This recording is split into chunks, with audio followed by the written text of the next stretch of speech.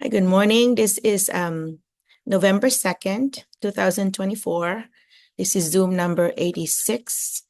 And I want to welcome everyone for attending the Zoom. And Mike, thank you for co-hosting.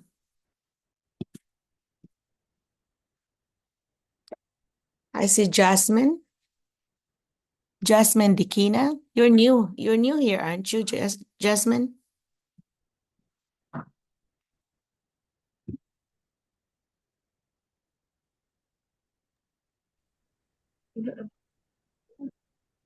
Hello, ma'am.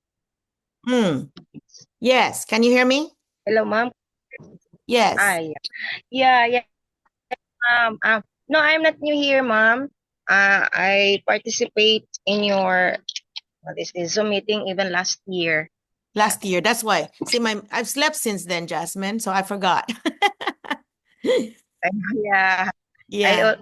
But many. I think three consecutive Zoom meeting you had last month. I Hmm. didn't able to participate it because of some reasons like typhoon here. Yeah. The network is Yeah. very Yeah. There's always an issue. Like poor. today, we had an issue with our our connection too. So, That's better now, mom, that I I joined it already. Last Zoom meeting you had, I wasn't able to join it because of the poor network. right. That's okay. Thanks for coming back. So,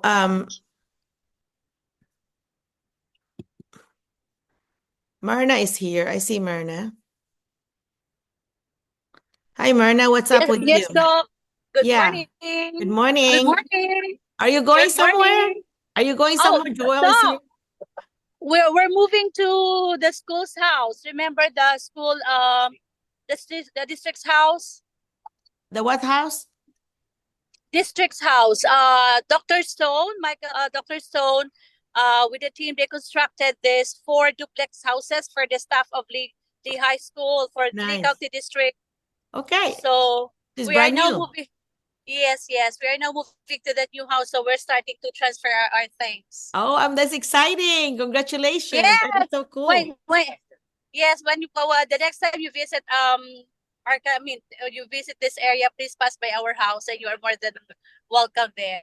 It's gonna be the 13th.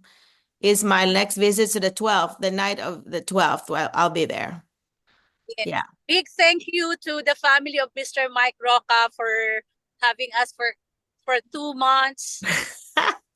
That's The, good. Yeah, you're able to get along well, huh? yes, yes, Yeah. yes. Well, it's gonna be Actually, nice, huh? yeah. They were still asleep when we left the area, the house now, their house. Yeah. I had to text Mike, like, Mike, are we zooming today? And so, oh no, I need to get ready. I forgot. So anyway, that's okay. Well, congratulations. I'm so excited for both of you or the three of you. So is your son excited too about Yeah, moving? Hi, Joel. yeah. He's Hi, excited. ma'am. Sorry. Hey, Joel, how was your first week of school at Brinkley? I know you got your Yes, AED. yeah, it was my first weekend. Everything went well, actually. Yeah? The kids behave Yeah, themselves? yeah, I have grade 7 and 8 robotics and automation, and then I have grades 9 to 12. That's East Laboratory. Oh, okay. It's Well, you're more teaching. on a project. Yeah. Well, you're teaching some cool subjects, so maybe they'll really focus. You think? Yes, Yeah, those are subjects that kids would love to attend, I think. So, Doc, Doc Merlina, MJ said, Mommy, Doc Merlina visited our room again and she gave me two Filipino candies. yeah. What is that? What the candy one, the coffee candy. Kopiko, the Copi- Kopiko. Kopiko, that's it. Yeah. Yes. Kids love Yeah, those. And I so, love yeah. So she's always Kopiko. so, I mean, Chaba, he was always like what do you Yeah, call it, the galang? yeah. He's a very good kid. Bless, yes, Yeah, bless. yes, Yeah. yes, He's a good yes. kid. He always does that. So, Yeah, He's there at the back. yeah. He does. You did a good job with him. He's a good kid. So Yes. anyway, yeah. Thank you so much for the big help, and I hope we can also help other aspiring teachers here. Yeah, I think so. And you know, your school is so smart to build 4 houses for the teachers to stay. Yes, yes, yes. Yeah. Actually, before it was Dr. Stone emailed me last August before our departure and said that they're already preparing the house. And but though I emailed him that I appreciated the offer, but during that time, we still have to balance our finances. Mm-hmm. But Yeah. God has been good, and He is always good. That right in time, right in Yeah. time. Take care of you guys. Now you have double income. That's awesome. So what happened? Was it the house was open the whole time, or did they have somebody there? Because we are the first occupant of the house, because there are actually a total of 8 houses. 8 houses. Oh, wow. They're really serious about hiring Filipinos now. That's awesome. Is Yes, the rent yes. reasonable? Is the rent good? It's good. It's good, Dr. Merlina. 860 loans all in. It's just a one bill. It's and fully, It's and the included. furnitures All are the of good bills. quality. So the bills are included. So the utilities, Yes, the electric and all yes, that. That's smart, actually. That's very good that you don't have to, you only have yes, bill to pay. Yeah. yes. Yeah. And it is within the compound of the school district. Wow. So it's very much like you It's just walk to the it's in school. within the compound. Nice. Well, that's really smart. I'll have to brag on Yeah. him. No, my school is like yeah, my school is like 4 minutes drive away from the house, and Mm. it would be 30-minute drive for Joel and Jay. But it's practical. It's already good there. Yeah. I remember the drive is not that bad at all. And Actually, we it's not invited Mike. Yes, yeah. yes. Well, the So it's drive a is not very, bad very at all. nice place. It's a good place. Oh, and you have to take pictures Yes. with Yes, me and we want send me some actually we pictures. want to join them, but the problem is we have pets and we have new pets. They're not allowed. Yeah, they're not allowed. I'm sure they're not allowed to And have some. Yes, Dr. Stone, the district superintendent said that no pets is strict. It's in the contract that animals are not allowed, pets. So, but if time will come that Mike is, I do not know if that will be possible, if he is more than willing to give up his pets, but it seems that he has additional members of the family now. That's my fault. I gave him 2 kittens. Those those are lovely kids. They're so cute, and I think Mike's girls are so attached to him. So I don't think. Yes, yes. Yeah, I Last admire night po, their I think, di ba? yeah, Have you they seen there quote they quote are. Mamirna, di ba? They're wearing Oh, they clothes. that's They so put cute. costume. But thank you for yes, showing me. I miss those kittens. Those are the last 2 kittens I have. I had 6 to start with. So yeah, now those are the last 2. That's good. I'm gonna ask you. Hey, you're gonna have to take some pictures for me and send it to me so I can send it to Jet, because Jet loves that black one. Ah, That's his favorite. mhm. Yeah, and again, Doc Marlena, Mike, thank you so much. From the beginning up to up to this time, and I know more days and still counting. We will be working with each other. working. So Yeah. thank you so much for the help. Thank you so Thank you. much for Yeah, the you didn't have to move very many things because it's all furnished, right? All the yes, appliances. yes, miss, yes, ma'am. Everything. We just have to Wow. clothes and plates and those things. I hope that more superintendents in Arkansas would do something like Dr. Stone is doing, because Yes, yes, that is very smart, actually, because you don't you- have to worry about housing for your teachers. And yes, yes, and as teachers, you want to stay there because that's a pretty good deal that they're doing for you. So that is good all the way around, I think, right? Yeah. yes. You feel so Yes. grateful, we always need to be you have the grateful attitude thing, and I think we do have that, and so we want to be grateful to his kindness, right? And so we don't want to be just leaving Yes. him, going in and out of the district. Mhm. So I think that really helps in that situation too, right? Yeah. So I will have to Yes. share. I And have to hopefully, share that. yes. hopefully, girly. In time, girly will also. I do not know yet. I know the I, sisters. but eh, she stay with her sister. She loves to stay with her Oh, sister. they love doing it too. Yes, Yeah. And I think yes, the two cousins are also good to have each other, so that there's somebody to play with. Yeah. I yes, think in their situation that might be, kind of harder for them because they've really been yes, enjoying themselves. Yeah. yes. And Wait, just Leslie's house is big enough, huh? yeah, girly said just told me, Miss Mirna, Mom Mirna, I will just visit your house and stay maybe for a couple of hours with Mom Leslie and the Yeah. group, and then, yes, they're more than welcome also. Oh yeah, I think that's a good move because it's just a few minutes away, right? Well, how many minutes is that from Helena? From Helena, it's 30 minutes as well, Doc. 30 Not minutes, bad. 30 to 35 minutes. So you are Yes. actually in the middle then between the two schools, Brinkley and Yes, Helena. That's so cool. Yeah. yes, yes. And how many Filipino teachers are in your school now? In Lee High School, we are three, two English teachers, a girly and Mr. Ron and me as a science teacher. But in the elementary, I think there is one Filipina teacher, Ma'am Melanie. So there's only four, but then there's 8 houses. So there's There's still only four four. houses. How many? Yeah, but there are four teachers and I think other nationalities also are staying in that house. Ah, okay. So you do have other Americans, even international teachers. Americans are also. Yes, yes, yes. Okay. Well, that's good. Good idea. Yeah, I will definitely share that idea with other superintendents or other principals because that is a good move for their school or district to do that. Yeah. Yes, Doc. Okay. Well, And good luck hopefully on your move. Mike and the kids can join us here. They will help us transfer things. Yeah. Well, we need to give you, I don't know, some kind of somebody somebody needs to plan a house blessing for you guys. So Oh that yeah, way. Doc, thank you, Doc. We will plan for that. We will plan Yeah, for that. well, remind me so maybe I could come, you know. Yes, yes, yes, Yeah, Doc, please. I'll try. Yeah. I'll try. Okay. Usually a weekend is hard for me because, There, but sometimes there I is an can. extra room. There is an extra room, Doc Merlina, because it's a 3 bedroom. Yeah. Oh, that would be cool. Yeah. Yes.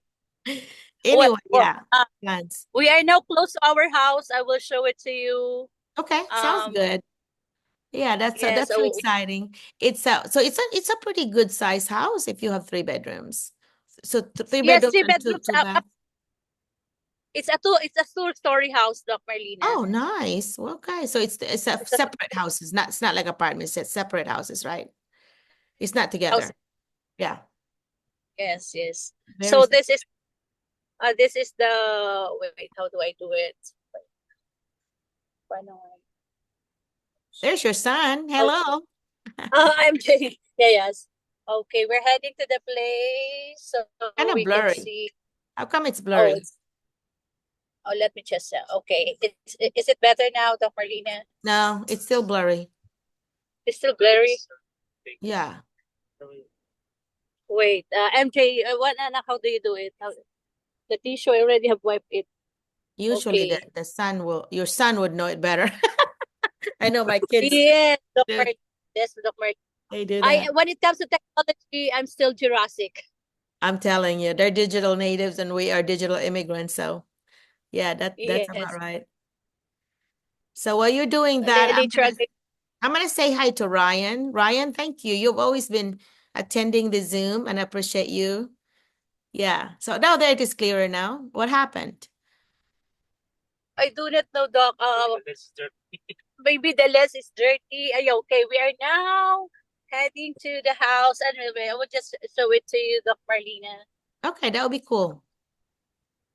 This wait. It's still okay. These are the houses. Oh, it's not. Yeah, it's not very clear Anyway, though. We really cannot see very well. okay. Anyway, a few minutes, Doc Marlena. I will talk to you again so that Okay. we can have a clearer view of the house. Sounds Yes, good. Doc. Sounds good. Okay. All right. I think I may need to I may need to edit that mic. So let me, because that's a really long thing. I'm gonna edit and kind of restart mic, okay? So I can edit it when this one is finished. So everybody, good morning. This is November 2nd, 2024, and this is Zoom number 86. And I want to thank you for attending. I see Myrna and Joel, and then of course Mike, thank you for co-hosting. And Jasmine, I see who's Pet? Is that Pet? Pet. Oh, that's interesting name there. Pet. Is that a real name or is that just a pet name? Ryan, we lost Ryan. Anyway, so Pet, do you want to talk to us or Jasmine? I think Myrna's gonna come on and come back and show us the new house that they're moving in. So, Mike, are we having problems? Oh, there's Myrna. Okay, Myrna, go ahead. Okay, yeah, I see a little bit of a shadow of a form now. Oh, nice one. That's gray color, right? Yeah. Let me use my glasses. Oh, wow, wow, Myrna, that's so nice.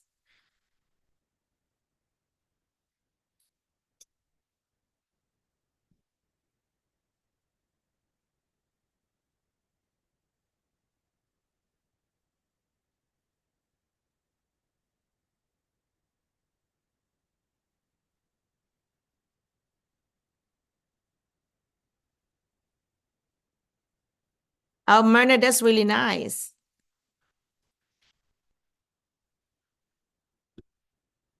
Oh, well, okay. Now it's still kind of blurry. I don't understand why it's blurry, but you are clear, but the house is blurry.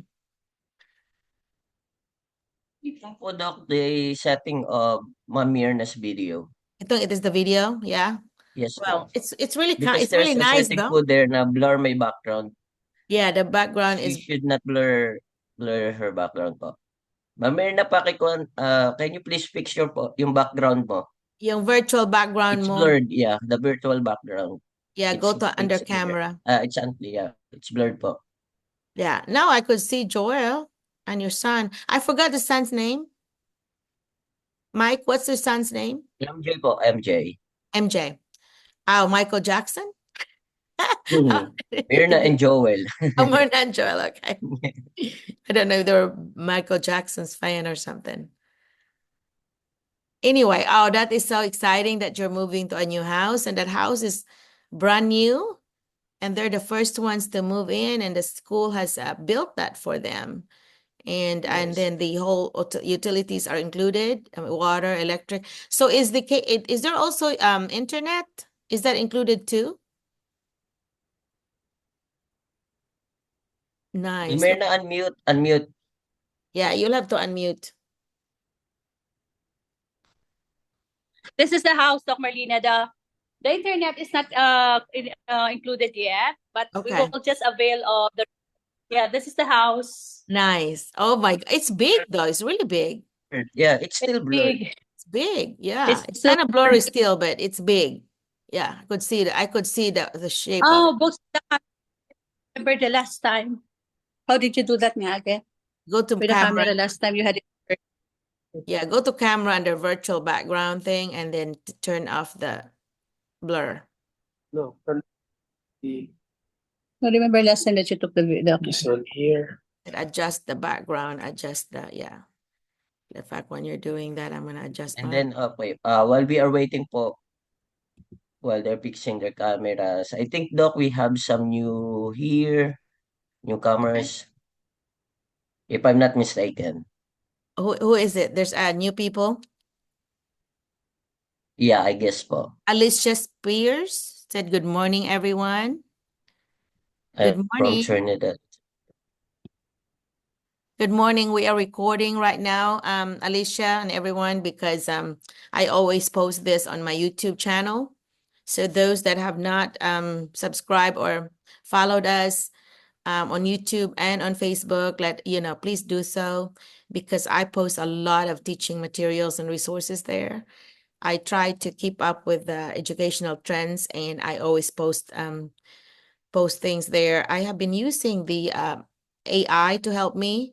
So I do Chat GPT for my search, for example, and then I would copy and paste the information to Agama, that app, which is an app to make PowerPoint. So if you have not tried those are they have two free versions on them.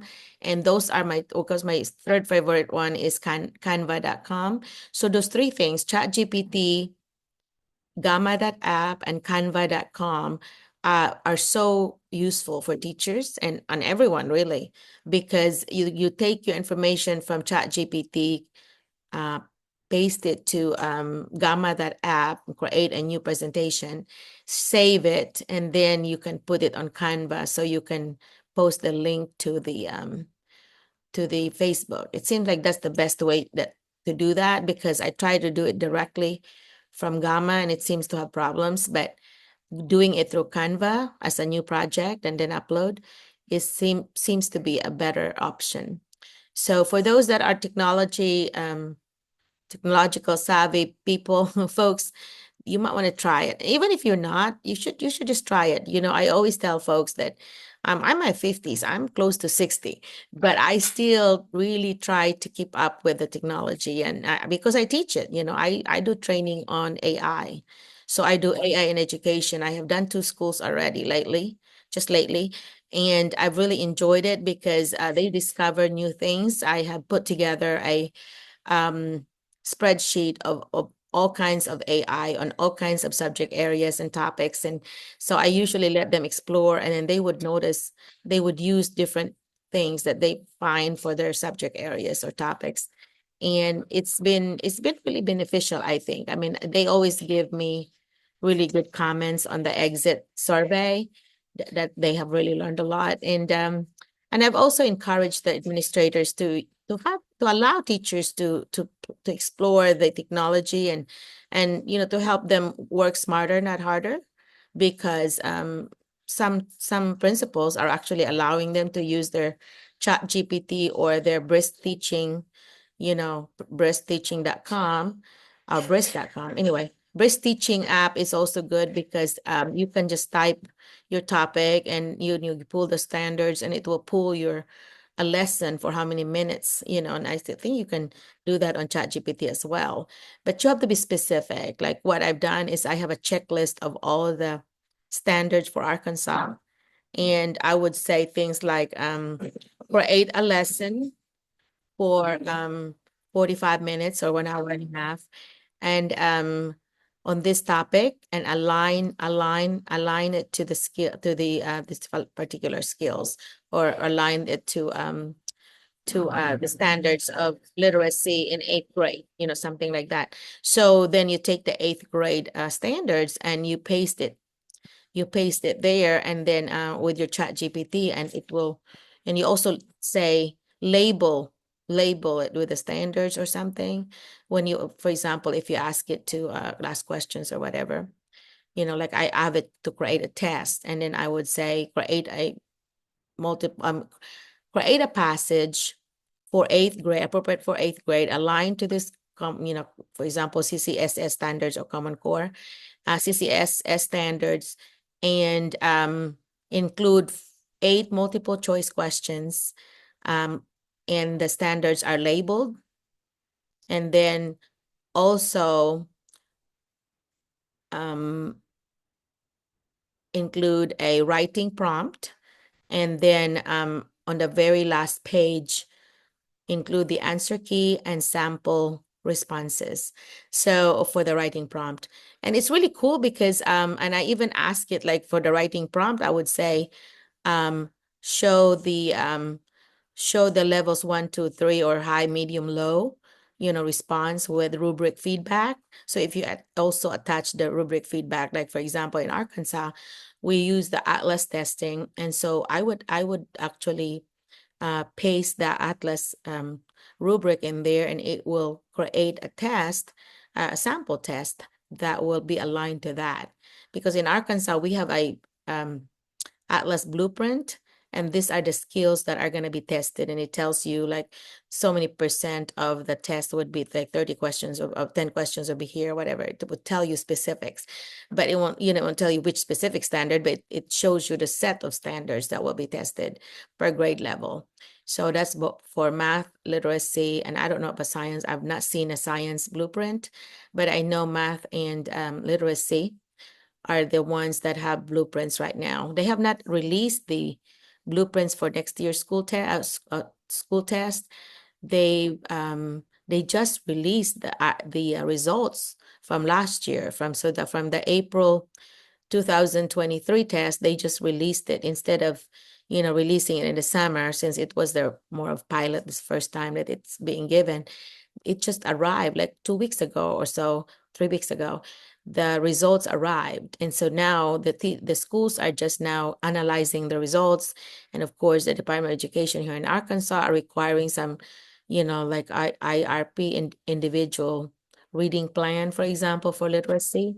And so they would have to analyze their data, and those that have levels 1 and 2 they have to come up with some intervention for them, and they have like some testlets that they could use. And then if they pass those, then anyway, there's some steps that they have to follow. So there's a lot of requirements. In fact, Brinkley had asked me and Miss Lisa possibly to help them with with testing and possibly data analysis and planning for intervention. And so that's something. Hey, Mike and Joel and Myrna, I will be staying extra, maybe another day or two, maybe in the next few weeks, because we are testing. We're testing elementary, Mike, so I'll be in your building. Yeah. Yes po, Yeah, Miss I heard Livingston about is that. going to be my team member on that. So yeah, we were talking about that with your principal. And she said, yeah, that would really help us if you could come and help test. So we're doing dibbles and the DSA, the spelling test, and then analysis of data. So that's exciting. Of course, as a data geek, I really love doing that. So anyway, so Mike, you tell me, right now nobody seems to want to talk. I see Eden, she's new. Eden, do you want to talk to us, or Mike can fill in by having talking to us about his new building and his new experiences there and so on. Mike's classroom is one of the best classrooms I've ever seen. He is so creative, and I know his wife helps him a little, but it's really Mike's creative ideas. Every bulletin board is so amazing, and I think that his colleagues and his principals bragging about it. So we're noticing it. And also your fellow Filipino teachers there, Mike, they're like bragging like, oh, Mr. Mike's classroom is really nice. And your students love it. Your students love it.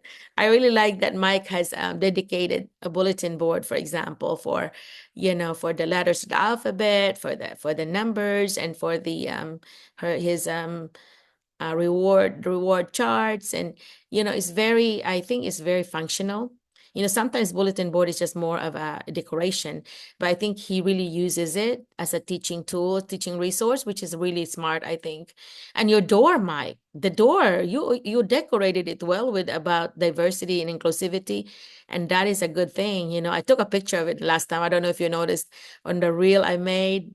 Did I include it? I think I plan to include it, with your bulletin board and all that. I don't remember if I did, but I was planning on it when I took the pictures. But well, I just want to commend you for that. And you also had a math and science night, and you had like two boards there.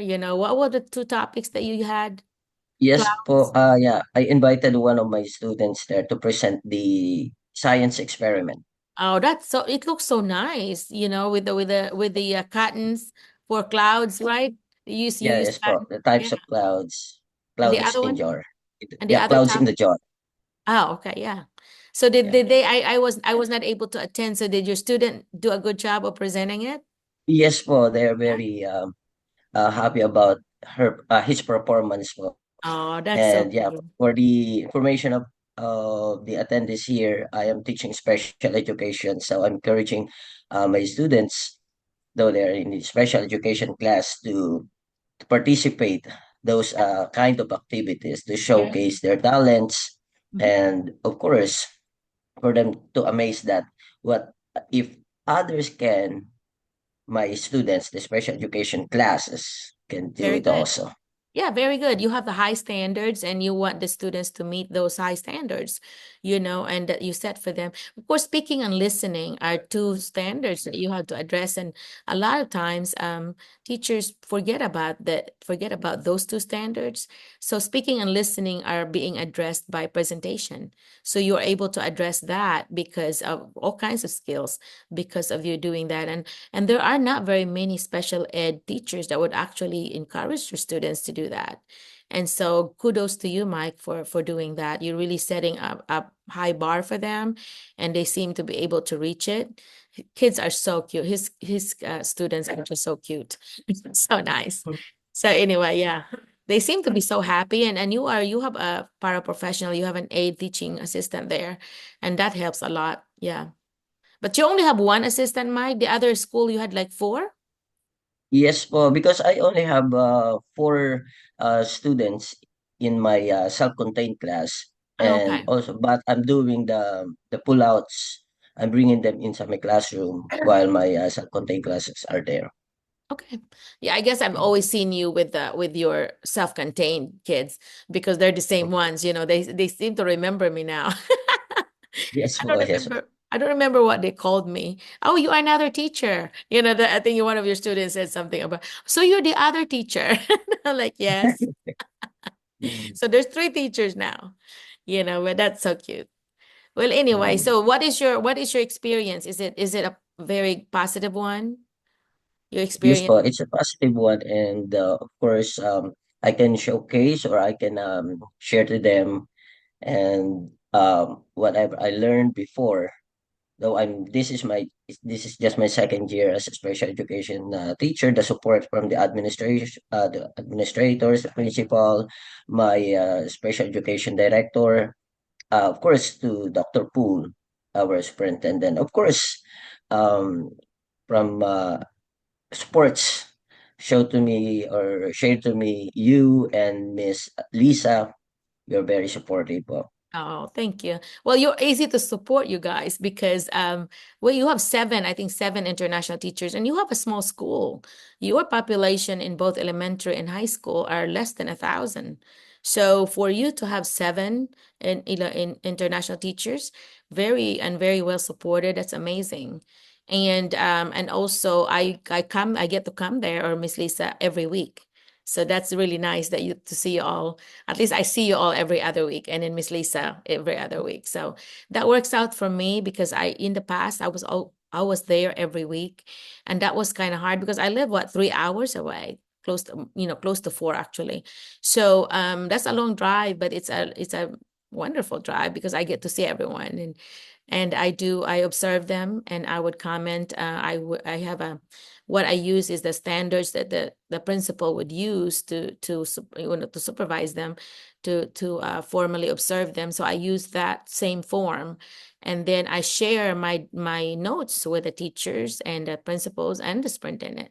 So everybody gets to see. Used to I was sharing it with everyone, but I got to realize, and people pointed it out, which thank you for that, is that it's better to have like a one-on-one, like just my comment to you and not to everybody else, not to the other teachers. It's okay with the administrators, but just have a private you know note, observational note via email to the teacher itself, not to everyone. But I feel at first, when you're new, I think it was nice to learn from everyone. But this is now what, year 4 for Maria, and this is Mike's year 2, Mike? Are you year 2? Year Yes po, yes po. Year 2. But see, the thing with Year Mike is he's the only one of the seven. Mike, or no, really, there's two of them. Ali, um, he's H1B, and I don't know if Miss Ali is H1B or J1, but anyway, but I know H1B visa, which is a path to green card. So if I think J1 visa is 5 years limit, while H1B is 6, so he needs to get it applied there for an extension or for change of to a green card with the sponsorship of the school, of course. And then he could stay here. After 6 years, he could be you can be a green card holder, and after 5 years, you take your test for citizenship. So within 10 years, Mike, you would be a citizen here in the U.S. So So that is so cool. So that's exciting. And that also a big difference is that J1 visa holders cannot buy a property. Cannot, for example, if you decide to buy a house, you know, a lot of times if you have good credit, 750 and above, then and a good job, of course, like teaching, the banks would let you borrow money. And if you have like a 10 or 20% down payment for that house. So if you have like $100,000 home, which is 5 million pesos, and then you come up with $20,000, which is about 1 million pesos, to down as a down payment, then it's really easier for you to do kind of installment, like they call that mortgage, every month. So instead of going to rent and it's gone, then whatever you pay every month, it goes as an equity for you, that it's yours. You know, the difference is you don't have a landlord anymore. You are you own it. So you'll have to be responsible for insurance and taxes and, you know, all those other things that landlords would be responsible for. But after so many years, it's your house, you know, but only H1B visa holders can, what is this fly over here? Visa H1B visa holders are the only ones that are allowed to do that, not J1. So Maria, I think Maria's future plan is like do 1 more year for a 5th year and then go back to the Philippines and meet the two-year physical requirement, which means that you spend 5 years in the US and then you have to go back to the Philippines for 2 years and teach, you know, and share what you've learned in America to the Filipino students and teachers, colleagues, and then you can come back here. And knowing Maria and knowing Dr. Poole was the superintendent, I think she would have a good chance of, you know, coming back if she decides to do that. The other complication maybe, but they'll solve it, is that she's got a really serious boyfriend now. American boyfriend, which, you know, I think they're planning to have him come. And I said, that's going to be complicated because he could not work there. But I think if he does like an online job, like ESL or something, that would be okay. You know, I think that might be the plan, but you know, is there personal plans, but I'm excited for that, but I still wish that Maria could stay, you know, could actually stay, but you know, whatever happens. But, and also my other wish was that Maria's mother could get a job here too. And I, along with Giselle and my cousin Fran, they're the 3 elementary teachers that I've been pushing. I've been actually calling some people, Giselle, Marlon, and Fran. I've been calling some folks about, do you need elementary teachers? I have 3 that already have, you know, they already have the paperwork ready and so on. So hopefully one of these days you will get a commitment, you know, for everyone. There's always going to be an opening everywhere. So you need to always check www.schoolspring.com because there's always an opening that's showing up every day. Because a lot of times, this is, you know, all in the United States too. I mean, it might even go beyond that. But anyway, you can filter it to the state you want, but make sure that you check the one that says teacher and then full-time, because the visa, you know, you are required to have a full-time job.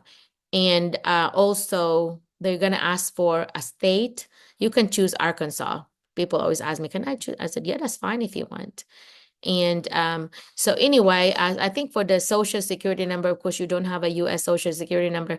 Mike, what have they been using for social security if they're asked about it for application? Are they using their TIN number from the Philippines, the 9-digit one? No po. Your suggestion is to use, I think, 90. Oh, okay. So 000 is the format is 000 dash 00 dash and then 4 more zeros. Some people have used 9. So Yes po. 999 dash 2 nines again and then dash and then 4 nines. So it's a 9-digit number. And some systems will not take it, but a lot of systems do. Do not just come up with one though. I think those numbers like that are temporary numbers they always want you to use. And then so if, for example, you use that for a district while waiting for your social security, then when you get your social security number, you have to give it to the HR, to your human resources office or your district office and tell them that this is my number, new social security number, so they can replace it, because they could not pay you, you know, your first pay without having a legitimate social security card. But for application purposes, try to do that. Try to see if you can get in with that. And my email is mcculloughmerlina@gmail.com. You can see the spelling under my name. Feel free to email me if you have any questions. I do not like phone calls unless you're in emergency. Sometimes an emergency could be somebody panicking because, oh my gosh, I have my first interview tomorrow and I really need, help. So sometimes I would actually have a one-on-one interview practice with someone. But now I have done a video of Josephine videos. There's 2 Josephine videos in YouTube. And so you look for my name, so Merlina McCullough or Dr. Merlina McCullough, and ITSA, International Teacher Support in America. Look at Mike's background there. That is our logo. So ITSA, and that logo was created by Leslie's brother, so Kim. So so it's very meaningful. You have the map of the Philippines, map of the US in the middle, and then you have a flag of the both countries. And of course, Apple represents teaching. So we had to vote on this and see which one they like. There's one with a silver background, and there's one with gold background. And I did, Mike, we did order some t-shirts, and it's still not. I need to check on that. It's been a year, and this guy was supposed to do that for us, and he hasn't done it yet. So I'll check on that. Any questions on chat? I'm trying to see if okay, Ryan thanks us, and who said something about I hope I could be one of them. Yeah, Jasmine, yeah, I hope you can be there someday too. You can be here someday. It doesn't have to be Arkansas. I would love it if it's Arkansas, because of the 200 plus folks that are here, I think about half of them are in Arkansas. So we have several in in the Delta area, which is the border between Mississippi and Arkansas. Like Helena's got 15, and then Brinkley's got 7, and then we have Lee County there, and we have Barton with Leslie. There's 3 of them there, but other places in between, like Blytheville's a few, I think 8 maybe. And then of course Hope, Arkansas has got a few. North Little Rock has a lot. Little Rock has a lot. Jacksonville. Anyway, some Missouri, very big Doc. I places. already have Missouri now. We We have have Miss. people Oh like yeah, we have Missouri. lots of Missouri, which is a Jeff neighbor. and Mom Lovely are there. Are there now? Yeah. Jefferson said. Yes. Yeah, we have a few in Texas as well, because we had a Yes. couple that had moved there because the TOEFL requirement in Arkansas, the teacher of English as a foreign language, that has to be passed in Arkansas, but in Texas they don't require it. So that's an advantage. They do pay more in Texas too, but you are handling lots more students because they have big, like I think 2 that moved there in Houston. They are in Houston, and Houston is one of the biggest place in Texas, like Dallas. And they are loving it though. They're loving it because you know what? Jollibee's there. There's Jollibee Yes. and all kinds of Filipino groceries and Filipino restaurants, and some of the restaurant like in Dallas, where my sister lives, one of my sisters, and they have like kababayan or something that they have Filipino foods and Filipino store right in the same building, and live music. So when we had a little field trip, I took 13 or 14 of us Filipinos and teachers, and we went down there to eat, and oh my gosh, we have some really great voices. Leslie's a great voice, and it was Leslie Interior that just blew my mind. She has an angelic voice.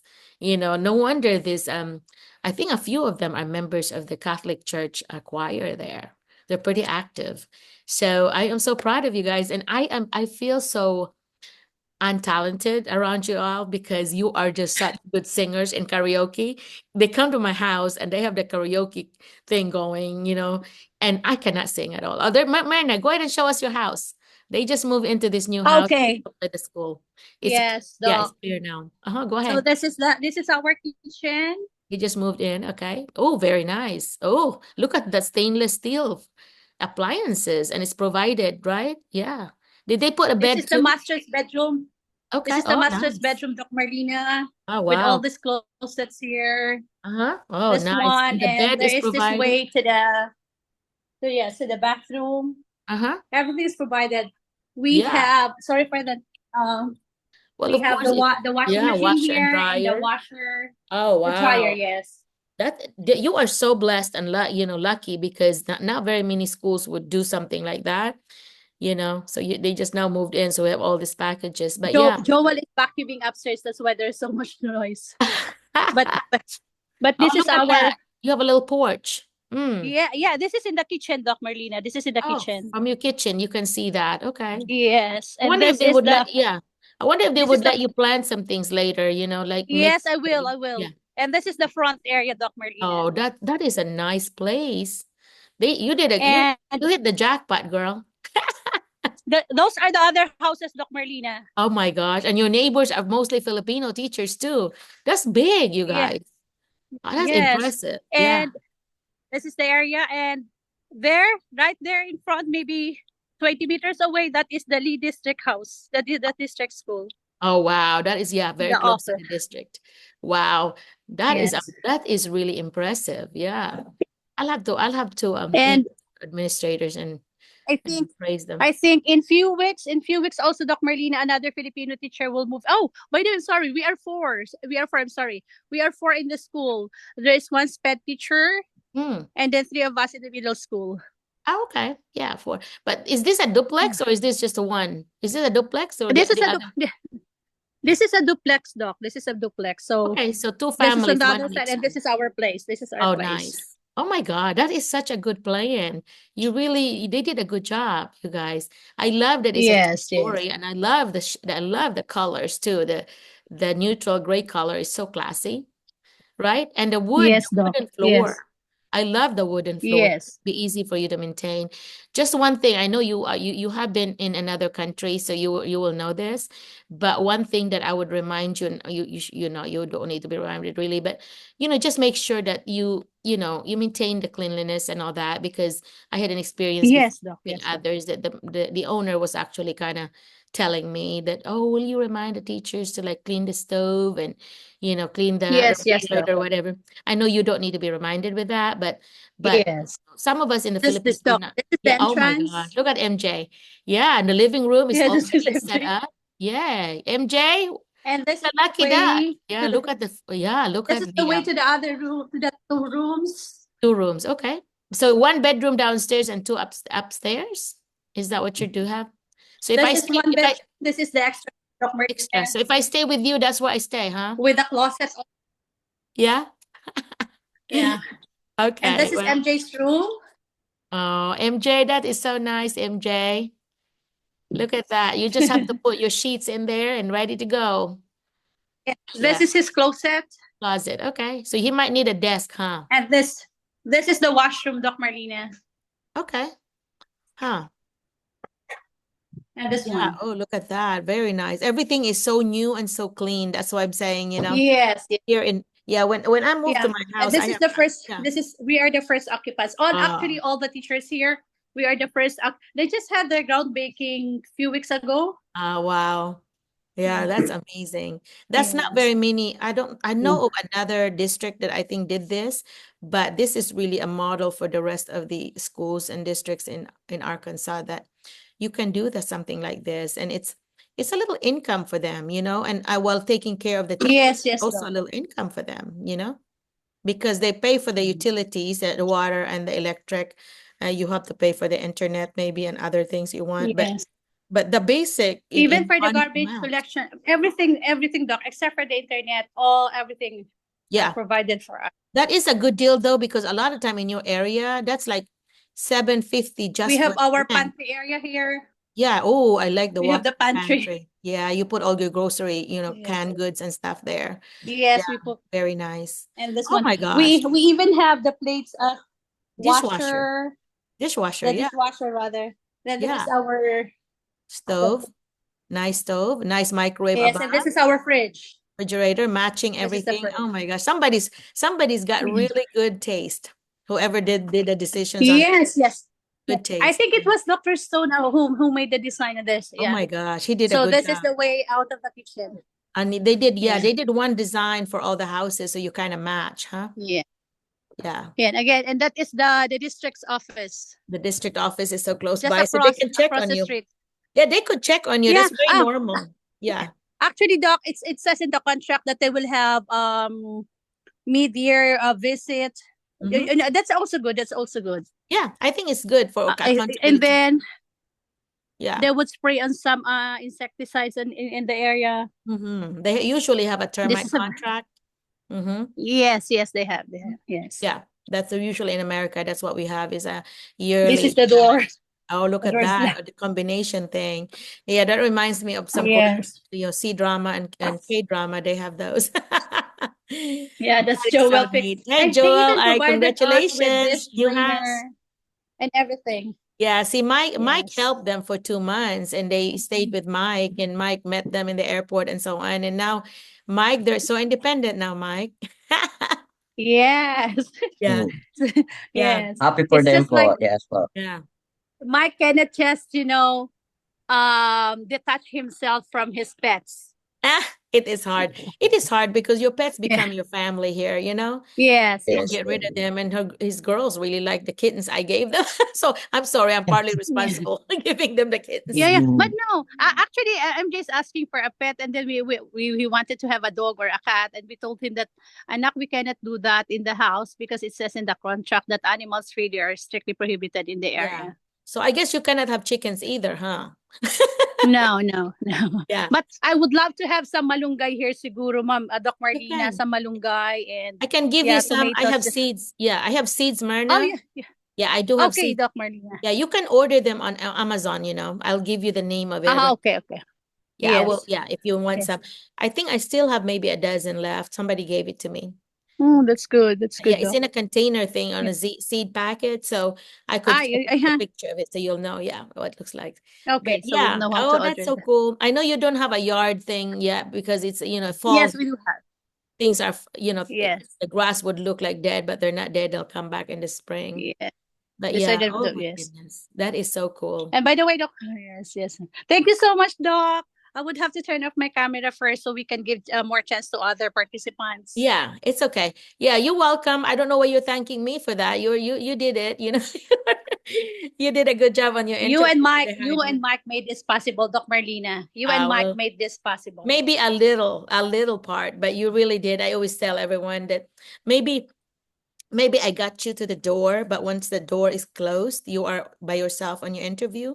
So you really got that job on your own, because other than some folks that really would like, Merlina, I really trust you. You tell me who to hire and I'll hire you. That happens sometimes, but a lot of times, they are very careful on who they hire. So you obviously did an awesome job because Myrna had like 2 offers, 2 different schools wanted her. And I think and both schools are, by the way, really good. And one is on the other side of the state that's close to Louisiana, and this one is close to Mississippi, so by the Mississippi River. And so this is a good choice because Joel got a job 30 minutes away. So both of them got jobs. So Myrna's got a J1 visa, and so then Joel is sponsored by her as a J2 visa person. So he waited like what, 2 months? It took 2 months to get his EAD and employment authorization document. 6 weeks only, Doc Marlena. 6 Okay. weeks. So 1.5 Yes. months. So I feel Yes. bad because he was like over there not having a job. They couldn't have him start until he gets, the Yeah. employment authorization. But we are very thankful to for Brinkley for patiently waiting for Joel, sending him to trainings. Yes, remember, Doc Marlena, Joel got an offer. So the plan what we are doing now is the opposite of the initial plan. It was supposed to be Joel who will take care of us here for the meantime. And I But think, God has his own plan. God has yeah, his he own did. plan. But I think what happened was in your case was that you have your doctorate degree. Well, Joel, Yes. his master's degree, they had problems with accepting it because of some certification issue. So you actually were the Yes. ones that more, that had a better chance, right? For the approval. Yes, Doc. Yeah, because Yes, most Doc. visa sponsors are very strict about you need to have your master's degree. Some of them are not, but most of them really want you to have your master's degree at least. I mean, Myrna's over that, she's got her doctorate degree. So Dr. Myrna, she's very humble about it, but yeah. So yeah. So I go again, I thank you so much for deciding to come to Arkansas and Thank you helping so much. teach students. Yeah. Yeah. Yeah. I cannot wait to see it in person, So but you'll visit Doc Marlina. We will in a still couple visit of your weeks I'll be place. there. Yeah. Awesome. Oh, the last time we had it. Yes, Doc. Okay, Doc Marlina. Thank Yeah, see, I you. skip. Thank you so much. Myrna, I skip every other week. So I was there last week. So I skip Yes, this yes, week yes. and then I'll be there. Yeah, again. Yeah, Okay. that's what happens. Yes. It's always every Okay. other Thank you, week. Doc. Yeah, Thank thank you you. so much. All right, bye-bye. Yes, yes, Doc. I mean, you Yes, can Doc. still Okay, stay though. okay. Yeah. So we will schedule the blessing once you're here. We will schedule the blessing once you're here. No, don't do that. Just do your schedule and I'll try to come. Don't do that for me. No, it's for Okay. you and the Okay, blessing okay. of your house. Yeah, but I will try Okay. to come. We No, Yes, Doc Marlina. Okay. no Thank you. promises until I know for Yeah. sure. I Yeah. think Mike will be the one to arrange that in the parish. Yeah, with the parish. A lot of time they do that do they do that on weekend or do they do weekday? I think I do not know yet. I don't know yet, Okay. Doc Marlina. Usually a Saturday Okay. because that's when they're open. Yeah. Yeah. But that's okay. I'll drive Okay. separately. Okay. I wonder if maybe I could like ask Brinkley to have me come like on a Friday and that way I would spend the night and then go and attend there. That way, we just let me know when and I'll try to see if I can make it work. Okay. All right. Okay. Thank you, Thank Doc. you Thank you so so much. much. Okay. So I would And like thank you to so have the opinion of others that are here. There's a few of you now. What is your opinion about Myrna and Joel and their situation about the district building them a house and the international teachers' house and their neighbors and they're in the campus of the school. So what do you think about Giselle? I'm gonna start with you. What do you think about that? Is that a good thing? Is that something that you would want? Hello, Doc. Good evening. Hello. Good morning. Sorry. Good Morning. morning, Sir Mike. I'm not gonna open my mic because I'm a bit messy. I have fever. That's since Thursday, and I also have mouth sores, Doc. It's a very very painful. Yeah, That's no why problem. I'd like to Sorry. listen though. But Yeah. I guess it's a very good, Doc. It's a very beneficial to the teachers. Like as we have experienced before during the one that we are looking for the West Memphis, and it's not Mhm. easy to look for a house. Yeah. It's not easy. And Yeah, yeah, if yours happen, you also had a beautiful home. It's like a palace. What you yes, had Doc. what you had in West Memphis. But too bad it didn't work out. But God has another plan for you, I hope. You know? Yes, Doc. Yes, Yeah. Doc. We will But be waiting for that time. that is so I think that is all I can say, Doc, because my mouth is really painful. oh, The I'm sores so are sorry, really so Giselle. Yeah. painful. It's okay, Doc. Hope you Thank you feel so better much. soon. Okay, thank you. Any other comment from anyone? Do you have any comment? Feel free to do that because this is Yeah, I this just is want how to we do. share po, Doc. Go Though ahead. I'm always I just want to share po since me and Mirna and Sir Joel we came from or we work in other country in Qatar. We're in the school provided the accommodation for us. So it will not only help us financially, but of course it will encourage the teacher to stay in the school. Yes, for Because sure. unlike other school district or other school, they are not providing accommodation for the teachers. Yeah. Except I think varies from different countries. Even in China, they're providing the accommodations, and also in Indonesia, Thailand. I don't know also Yeah, if there, but in in Asian some of countries them they are do that. Yeah. But yes not po. And not here in here. and yes, but here in the USA, it is one of the factors that will encourage the teacher to stay here in the USA I because think you're right. yes like my experience here, we are paying for the house. Mm-hmm. We're Yes. paying for the house, so you must be ready about that. That hey, I thought the school will provide the accommodation or the housing. Not all the school district. Nope. This one is not Yeah, free either. They Mamirna, have to pay yeah, too. the Mariana School District or Mamirna are very fortunate that the school provided them the accommodation. And Sir Jefferson Sibilias also here, Hmm. one of the West Memphis branch. He can also share about his thoughts about the accommodation, Yeah. right? Sounds Sir? good. Yeah, right, Sir Yeah. John? Yeah, Sir John, can you Yes, share hello with po. us? Tell us your Ah, opinion. yes. Yeah, tell us your opinion after seeing the beautiful home of theirs. Yes, hello po. Good morning, everyone, and good evening po. Currently po, I'm here in one of the houses of the titas in the Filipino community, and Oh, nice. um, I've heard that we are talking about the accommodation. Well, here po in Missouri, we're actually paying for it, Yeah. and we are living in like the same apartment with Ma'am Maria Lovely, but we have different units. So we Mm, are living here in the district, and I'm living with a roommate. If you mm. can still remember Dr. Merlina, he's Sir Jmar Padayaw. Yeah, yeah, yeah. I remembered him. Yeah, he's one of our members. Yeah, that's So awesome. Yeah. Well, he this is they're in said St. that Louis, he which will is about be hours from uh, me. uh, We're having just changing his loads. we're having internet issues that mine. Yes, we also yes, we are paying $1,100 for the accommodation. 1100, yeah, because your place is big. You live in a big city, while Mariana and all that where they live here is in a rural area, and usually there's at least $300 or $400 difference on the expense. But that 1100, does it include utilities already or no? Um, I no, haven't. Doc. No, see, now who is that? Ma'am Jenny Anahod, ma'am. She is actually joining our Zoom, and Oh, I'm going to turn it over also to Mr. Jamar, if you can still oh, remember Jmar. him. Oh my gosh, Jmar, I remembered you attending our Zoom. Yes, Congratulations. Yeah. thank you, Well, doctor. I'm sorry, it takes a while for me to join. You have to share your it's strategies. all right. It's too early here in America anyway. No, it's on a Saturday. Very nice of you to wake up and join us. Thank you. So tell us your Yeah. experiences in St. Louis. I think you're also lucky there, blessed there. Yeah, kind of, doc. Yeah, you have um, supportive people. yeah, doc. It's good. I have with Sir Jeff.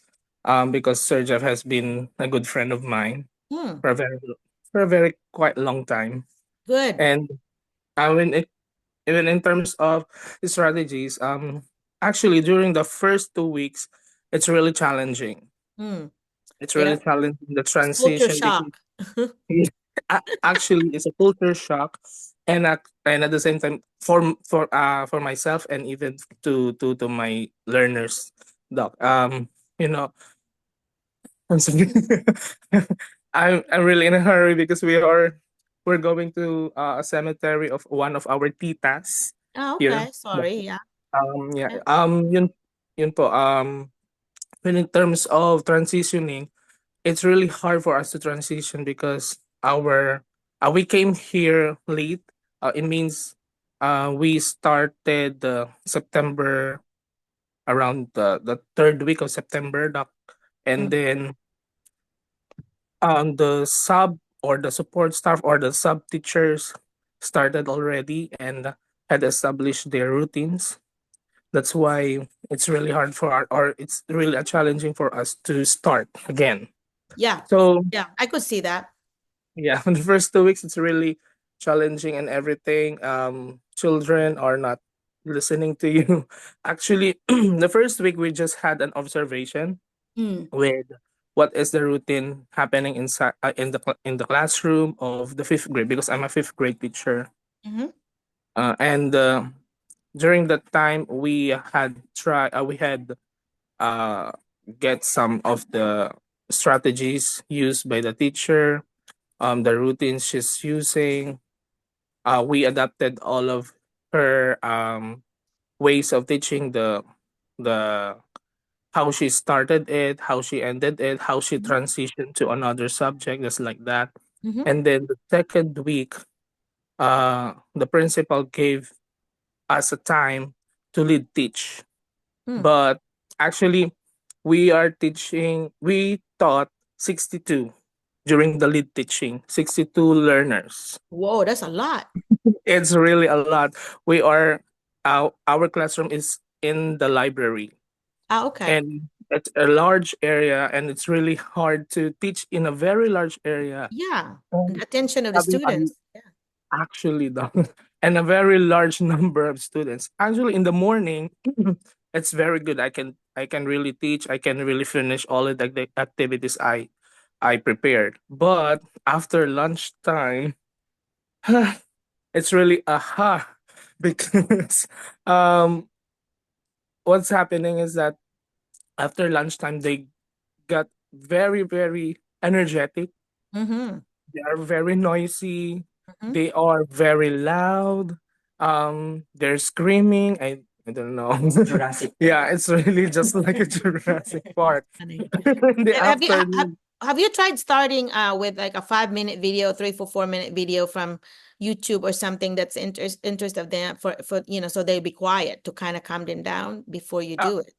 because after lunch during the lunchtime we were not there, doc, and then the anchor teachers or the elective teachers will take over and then at Mm. the same time we are having our lunch, and then we'll get them by what I mean this one around 12:10, 12:20, just like that. And Mhm. then they're from the playground. Okay. They're from the playground, and they are shouting outside. They are doing Getting all their this. energies out. Yeah. Yeah, yeah. And they are very energized. So even that they are coming in the school now, they're still shouting. They're still very energized. And then that's it. After that one, we are putting them inside the class, and then that's the time that we start the class again. Mm-hmm. Well, you may want to really consider, and I've done this before too, in my 30 plus years of experience.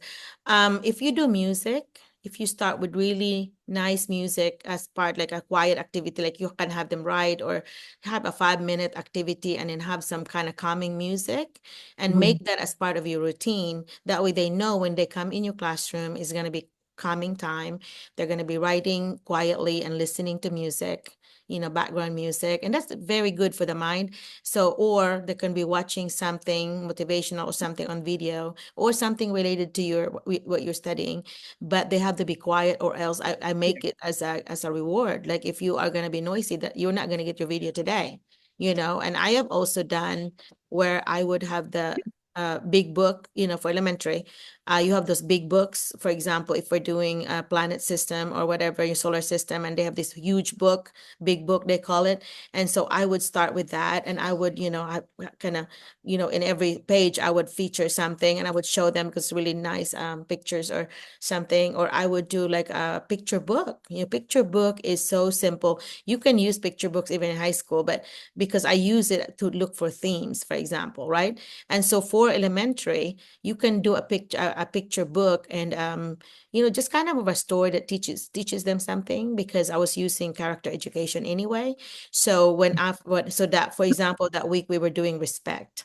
So I would look for a book, and I had the help of the librarian. So on Friday, the Friday before that week, so so I plan ahead. She has a little card for me. So I would say, hey, this week we are studying this, this, and this. Can you please pull some books for me and put them in a cart? And then she puts it, and she she has an assistant take the cart to my classroom, and that cart stays in my classroom all week. And then she would refill it again for the next week. So that really turned out well, because I have a selection of books that go under my theme, for either character education or my actual theme for science or whatever it is I'm teaching. So things like that might help you, something that would Yeah, calm them down. Yeah. yeah, Yeah. doc. And then after the second week, we requested to split them now Okay. because it's really hard to handle the 62 kids. Yeah. There's a limit Yeah. of 30 anyway. So they're Yeah, not. and then it was granted because our principal did not want us to start like splitting the grade, Mm, because she just requested a sub or a support staff for our classroom, and then she did not want us to start without them. But we told her that we can do it, mhm, so we started splitting it, and then we are now able to manage our own classrooms. mhm, And just like what you're doing, doc, every Monday, I'm having a video clip, 4-minute video clip showing them about character, about respect, about loving parents, about respecting teachers, just like that. Good I job. just started that on Monday, and then every day we're talking about it. Like Yeah. before I start class, Mhm. we're talking about it, and then and then Friday, I show them again the video, and then we're talking about it, and Mhm. then it's a way of helping them to at least know how to respect, Mhm. know Very to good. behave and be disciplined. Very And good. then I'm happy that I can also now stop that noise. I am now establishing my routines. Mm. They're now following me when I say when they're starting to be loud like that, I will be saying, I will stop for a couple of seconds and then clap once if you hear me, Mhm. clap 2 times if you hear me, Mhm. clap 3 times if you still hear me, and then Mhm. they'll eventually stop. Yeah. And then some of them may not be like listening, like I will be saying, listen to me if you hear me, or Mhm. stand up if you're the one making a noise, and then they will stand. They will stop. And then Funny. and then I'll be asking them to stop, and then I'll be telling them, I'll be reminding them the rules. Actually, the rules that I have in my classroom, they're the one, the learners made it.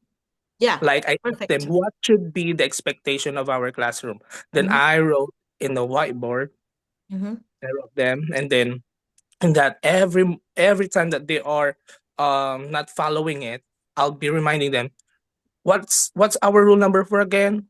Very good. And they Very will good. say, Mhm. follow directions the first time given, just like that. Mhm. Good job. Yeah, I think you really are doing an awesome job on the classroom management there. It's always very natural, by the way, to have a struggle the first month. At least did you not cry? Because most of them cry.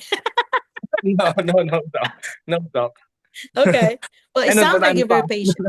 Yeah, and I think including that character education is a really good thing because that's a common thing that you could always mention to them. For example, if you watch a video, you say, "Hey, remember the video? Yeah, What did this character do, or whatever?"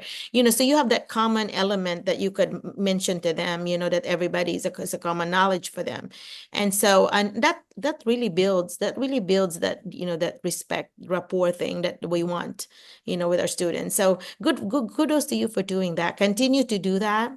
And I'm proud of you guys to voice out to the principal. I know you're new there, but to tell them yeah, this is not working for us. And I encourage you to always do that. You have to do it kindly and nicely, but you just make sure that they know. And I think doing it in person is better than email because they can they can hear your tone. It's not like you're demanding it. It's like you're very kind about it. Yeah, so I think you're doing it correctly. And I applaud you for that because I mean, some of us are very shy when we first come to the US, but I was not, but most of us are. So you have to kind of open yourself up to like, I need to be vocal. I need to be frank and straightforward. And because we are indirect, do you know we are indirect communicators? Asians are indirect communicators. We have to go around and around and around and let them kind of get the message, indirectly. But Americans are very straightforward. They're direct communicators. They'll tell you what they think immediately. But we are over here trying to go, oh, this one, but then we're not really trying to tell them directly. So good for you for being direct about it. And because that's the language they speak. I'm married to an American. We've been married 37 years. And so knowing with HD, I know I could not just like, dear, and I'd go around in a circle. He was like, tell me again what you want. And I'm like, well, this is what I want. I'm like, okay, that's what. So instead of saying 5 or 6 sentences, I do one sentence for what I want, because yeah, and you have to learn it. I think that's the American way. yeah. Because yeah, because sometimes it's frustrating to those that do not know Asians really well. It's frustrating. Why do you have to go around in circles when you could just tell me this? I remembered one of our arguments the first 2 years of marriage in 87, to 89. Like he could not understand why it would take me so long to get my point across. I have to go around in circles before I would get the point across. So yeah, those are cultural adjustments that you have to do. Same thing with your That's students. the Philippines. That's Yeah. us. Yeah, that's us. And that's very cultural us, that's very culturally us. But sometimes when you're in Rome, be a Roman. And this is one of the situations where you have to be a Roman, because you're in Rome. So you have to be an American because you're in America, at the same time, you're still teaching our students and our colleagues and all that and our administrators about the Philippine culture, of course. We will never forget that. But at the same time, some of the situations you have to kind of adapt to theirs, right? Do you agree? Yes, Yeah, yes, I know Doc. you have to go. So, but thank you so much for sharing, and I'm so proud of you guys for Yes, adjusting well. yes, And Doc. do you know you're And so blessed that you're provided those training and opportunities to watch. Not everybody gets that. Sometimes they get one day. A lot of time they just go straight in. And then you oh, also have you also have an administrator in charge of you that takes care of your needs. That doesn't happen in every situation either. yes, So you yes, you Doc. you feel blessed. You should feel blessed. And Yeah, one thing more, Doc, it's good that our principal is very supportive and very pro teacher. good job. Like she's very hands on. Good. Every morning, every hour, I think she's roaming around and then asking if we're okay, like Mhm. that. Well, that's a And sign of a strong principal. A weak principal would stay in their office and would just like, yeah. So a strong principal is called self-deployment. So you deploy yourself to the classroom and be with the students and be with the teachers. And because yes, if you're visible as a former administrator, if you're visible, the teachers are gonna know that. They're gonna say, oh, you know what? My principal really cares. And especially if he likes what she's doing, that she's asking you how you're doing. Because sometimes they don't ask us how we're doing and we are suffering inside. So at least if they ask you, you also need to be straightforward and tell her, you know what, I have a bad week. I have a bad day. And you tell them exactly what it is. So do you have to send your students to her office at all? Have you sent your students? actually, Doc, it's not me sending them. It's her like coming in my classroom and asking me who's disrupting your class, like that. And then, of course, my learners told her, or it's telling that my learners told her about it, like that. This last Monday, they told her that some like Sherman, like that, and then this one, and then she pulled them, and then I thought she's just talking to them, reminding of them, and then suddenly I have these letters, and then they got suspended. Oh no. So obviously these are some students that she's been working with and with the parents. A lot of times as a administrator, we don't just go straight to that. We always deal with the Yeah. parents first. So that's very Mhm. nice of Yeah, her to have to actually, Doc, handle that. I talked with the parents, and then all I thought, it's the learners will be behaving now, and then suddenly they are disrupting the class. But I just let them do it. I just let them do it because I just want to finish my lesson, and then some of the learners, or many of the learners, are listening. So, and then in the afternoon, our principal get in and then ask who are disrupting, and then the learners told everything to the principal, and Yeah, then, okay, come they here, do that. follow me.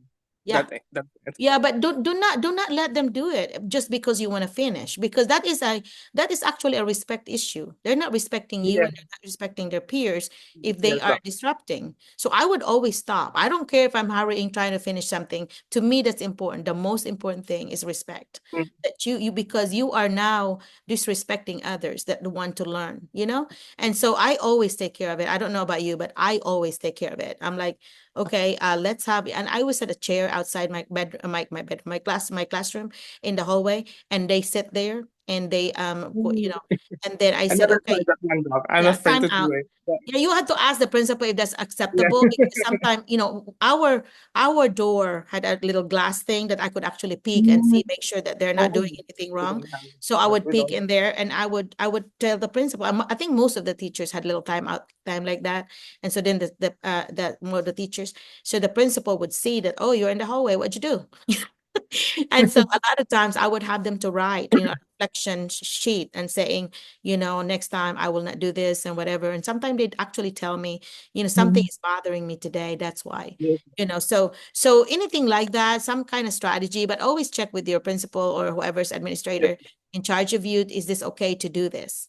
Because some Okay. schools will not be okay to do this. You know why? Because they're not supervised. And if something happens to them, you are going to be liable. So that's the Yes. problem. because unless there's somebody, a duty teacher in the hallway, they are going to be, if they're going to hurt themselves or hurt somebody else and you're not supervising them, they could actually sue you. They could actually get you. So watch for that, watch for that. Make sure that the students are Yes, always Doc. supervised. Yeah. And also not have a student with you by yourself. Try to be safe like that because you don't want somebody to make up stories about you.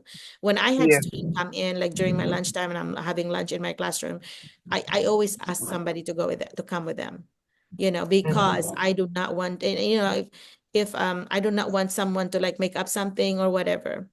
And if I really have to talk to that kid, then a lot of times I would just send it.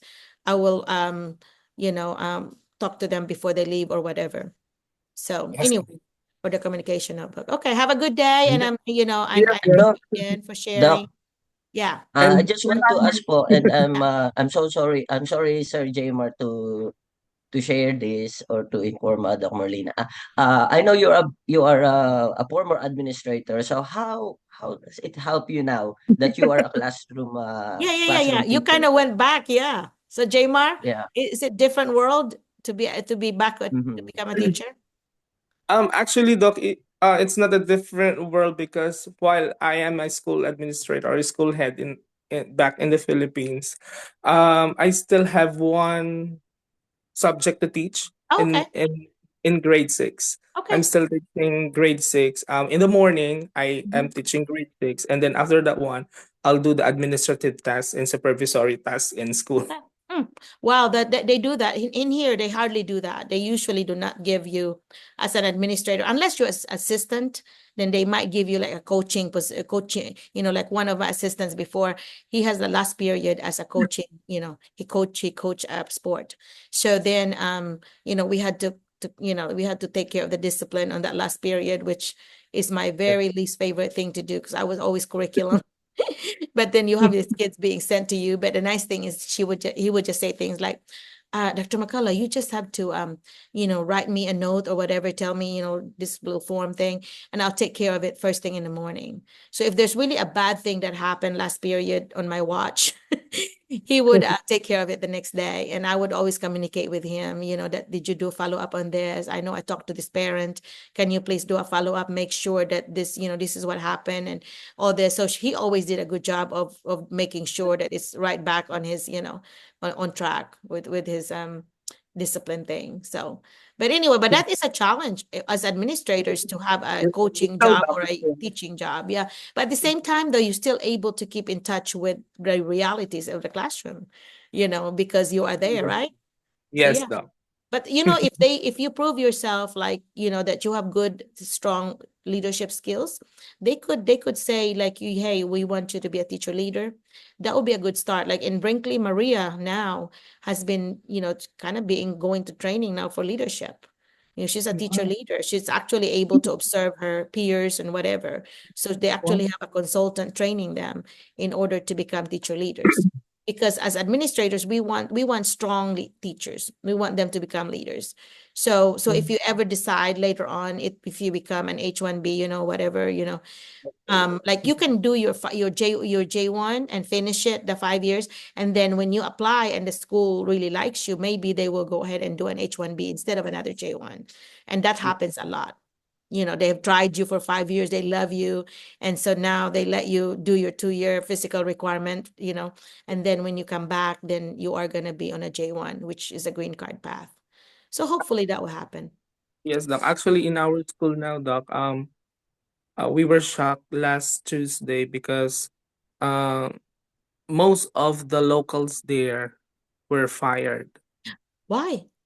and then only three of them left.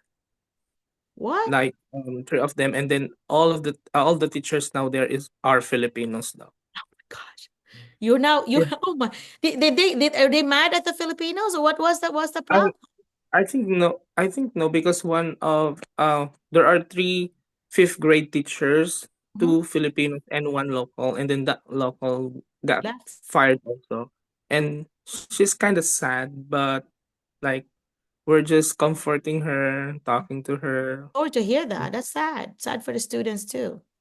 Yeah. Yeah, Yeah.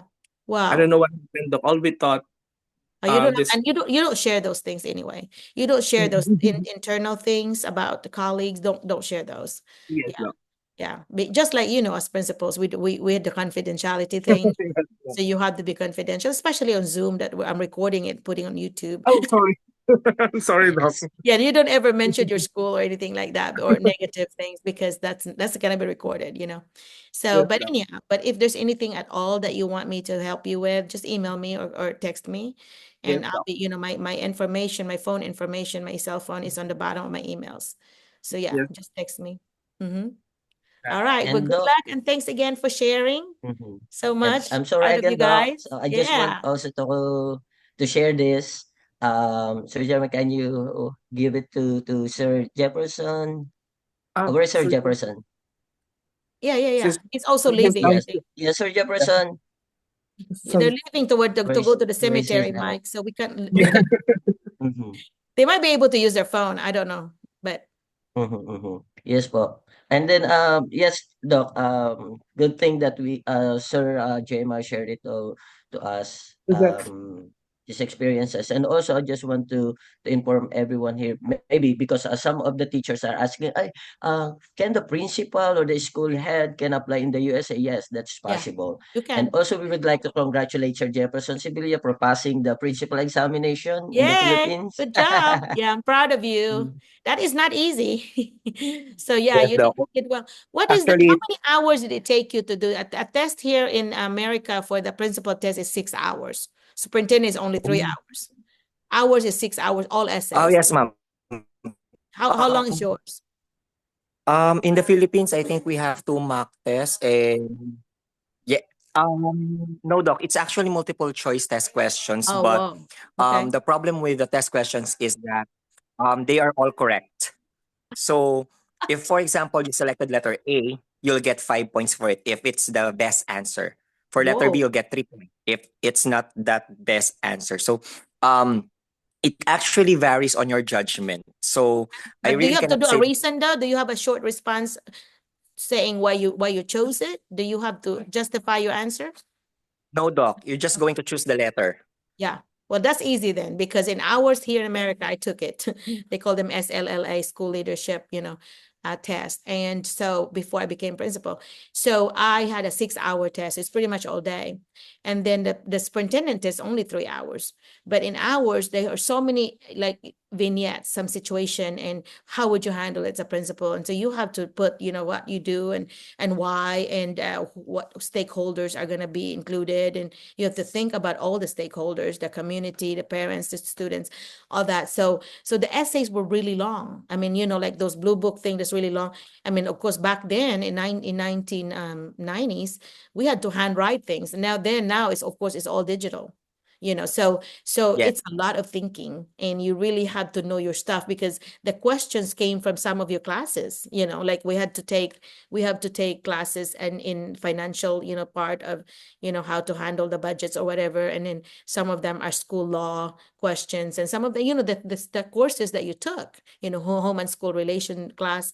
So they are incorporating those questions in the actual test, and it's a national test. So it's, ets.org, same people that give the TOEFL and the Praxis, they are giving those tests. And it so happens that two of our professors they always grade those tests.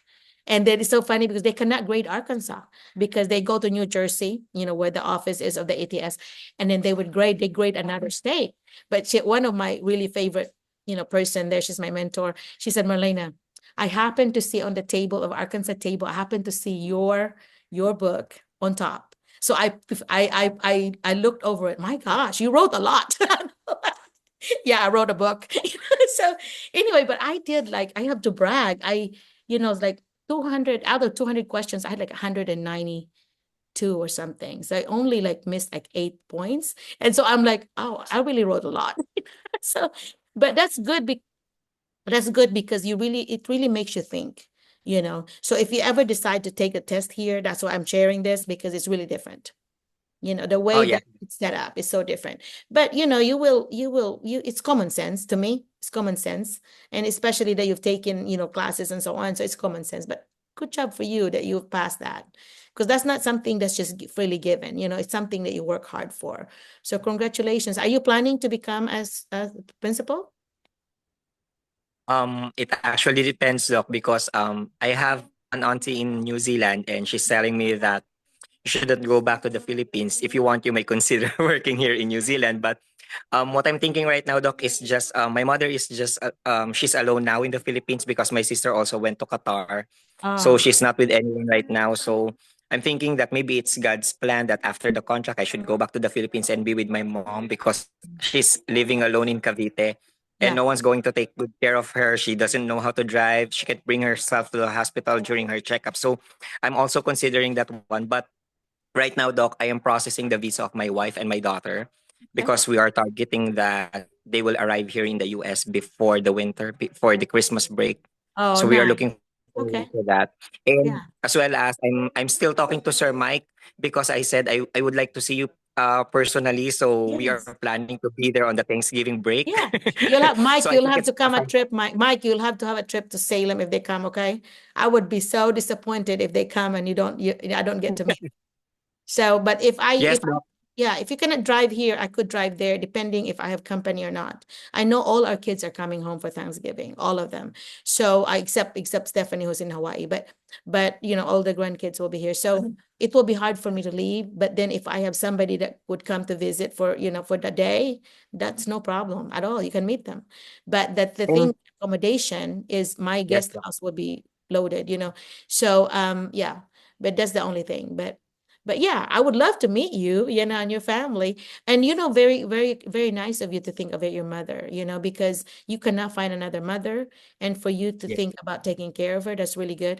Are you providing like a maid or some helper to her while you're gone? Does she have somebody? Um, no, ma'am. Oh, you're not. Because a Uh, lot of time you have cousin from the country, from the province that would come. We do that a lot. Like instead of getting a maid from another place from somewhere else, we actually look for our cousins in back in our native home, my mom's original home, and we get some of our country cousins to come, and they love it because they get to come to the city. And we take care of them. And a lot of times they go to school because our house is always close to a school. So they get to go to school. And then so it's pretty much, you're taking care of them too, but at the same time they're also helping you. So that's yes. we did that all the time for years. I always kind of grew up with my cousin. One of the funny things was like my cousin was they didn't have electricity back then, and he said something about, can I take a seed from this ice so I can plant it back home? We were laughing so hard because they didn't have electricity back then. So yeah, but that doesn't happen now. All of the Philippines now have electricity. But yeah, you might consider doing that if you think that your mom is lonely, if you have relatives that would stay. But sometimes they also want their privacy. They might not want anybody there. So yeah. Yes, and she really would like to go out. So that's why we are not considering someone to be with her. She really likes going to the mall, going to the church. Yeah, she's senior citizen, but she's very strong. So that's why we Okay. tell her that it's okay if you want to live on your own. There's nothing wrong with it. It's Right. just that she said that if you can go back after the contract, then just go back. So right now, Doc, we already passed the written driving Yeah. test here in Good job. Missouri together with Sir Jmar. So I tell Nice. him that if Sir Mike will not be able to bring us to Dr. Merlina, we will drive there. Oh, yeah. It's only 5 hours. It's only 5 hours for you to drive to my place. And that's another 3 more hours to go to Mike. So it's like maybe 7 or 8 hours for you to see Mike, but it's only 5 hours for me. I'm actually closer to you because, I'm close to Missouri. I'm only if you look at the map of Arkansas, I'm in the very top. Like there's a Missouri line. I'm 15 minutes away or 20 minutes away from that line. So it's very Right. close. Yeah. So if you get to the West Plains, Missouri, so you go like, you go find West Plains, Missouri, I'm like, that's actually a place I could shop in because it's 30 minutes, like groceries and stuff. So 30 minutes. So yeah, so you're 30 minutes from me when you get to West Plains, Missouri. So Wow. yeah, I would love to see you all in person. Now we are, we started with Zoom where you were in the Philippines and now you're in the US. So it's kind of sad if you all do not get to see me and especially if you're planning to go back. Is the contract 1 year for you guys or 3 years? What is it? The minimum, Doc, is 3 years and the maximum is 5 years. Right. But right now, I think the school district is really planning to hire more Filipino teachers Mm. because they already removed all the substitute teachers here. Mm. Everyone that is left in the school district is certified, and the major population of the teachers in Normandy School District right now are Filipinos. I think Wow. we are already 50. Wow, that's so And they we are must really assigned. be impressed of Filipinos for them to continue to do that. But they also have they actually have a limit. They're going to be paying a lot more if they hiring so many percent of of your staff are, same, international teachers, they have to pay more. So it's going to cost them more if they continue to have that number because it's based on your whole total population. And so I know that's a really big school district, so you should be okay maybe with the number. But if for a very small district like for example, Brinkley, their limit is 7. They can only have up to 7. And so yours, because it's a huge school district. I don't do you know how many schools does it cover? Your St. Louis? Yes, ma'am. I think we have 4 elementary schools, 1 middle school, and 1 high school. Okay, that's not as big as I thought. Because like Little Rock, like Little Rock compared to Little Rock, the capital of Arkansas, they have 123 elementary schools alone. 123. And so then you count the other grades. So that's why I thought that St. Louis might be in that same case. So you are in a small suburb thing then. Maybe you're in a smaller one, which is good, but I can't believe you have 50 if you are that you're not that huge then. Yes, Doc. And we Wow. also have teachers from Ghana. Ghana. I Okay. think there are around 10 teachers from Ghana. Okay. So I wonder if they wrote a grant or something, because that is something about teacher retention, because if you're having a hard time, having a hard time hiring because of, like your location or whatever, then they would excuse you, would say, okay, you got a special permission, whatever. So maybe I wonder if they have some kind of special permission.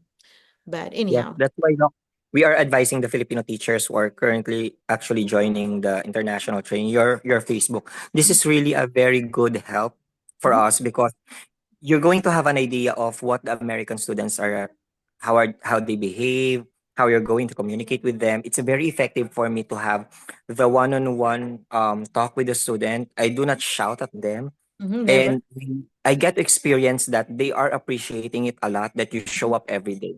Because Mhm. there was an incident that the substitute teacher shouted to my students because they combined the classes. And the student shouted back at her. And the student said, we have a teacher. We have a certified teacher. We have your Mr. Jefferson, and we want him. We don't want you here. Oh my You're just God, going to that's class. kind of Then rude. Yeah. I just told the student, it's okay. You can say whatever you want in a very polite manner. You're not going to do that to adults. I Mhm. understand that you feel disrespected of what she did, but can you just give this moment to me because this is my birthday? I don't want a lot of things to happen right now. That's And very nice. she said, "Oh, it's your birthday, Mr. Jefferson. Happy birthday."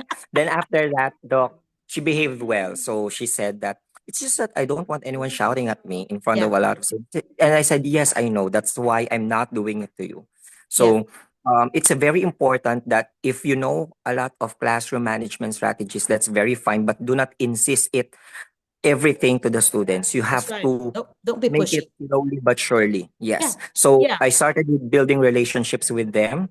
I just Perfect. keep on helping them and I keep on telling them that, if you're going to get a good grade if you're going to do this right now. And if you're having a problem with that, I can help you with that.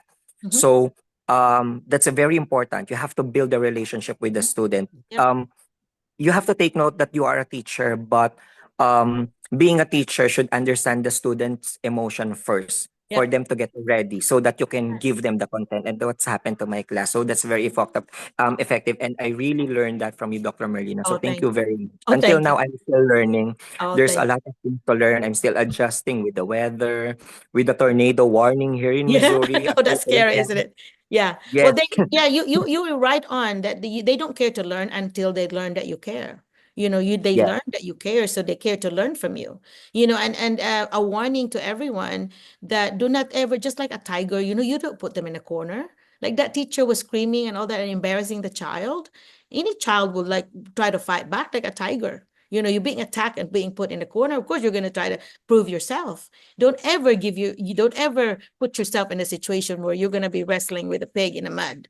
Mud wrestling is not a good thing for teachers. So, if you have to take care of it privately because it's rude and disrespectful, then do it privately. and you say, I understand how you feel. You must be feeling frustrated. You Yeah. have to acknowledge your feelings. But then at the That's very same important. time, I wonder if you could also, do this. I apologize to you. I didn't mean to, whatever, I was angry. I was never too proud to apologize to my students. If I feel that I wronged them, I will be the first one to apologize, because that's a modeling too. I mean, I am not too proud just because I'm a teacher is too proud to like saying, I'm so sorry. I'm just human. That I must have, I got aggravated because so and so, there's a lot of noises or whatever. And I'm also having a bad day. I have headache and all this. So I would be human in telling them, because vulnerability breeds trust.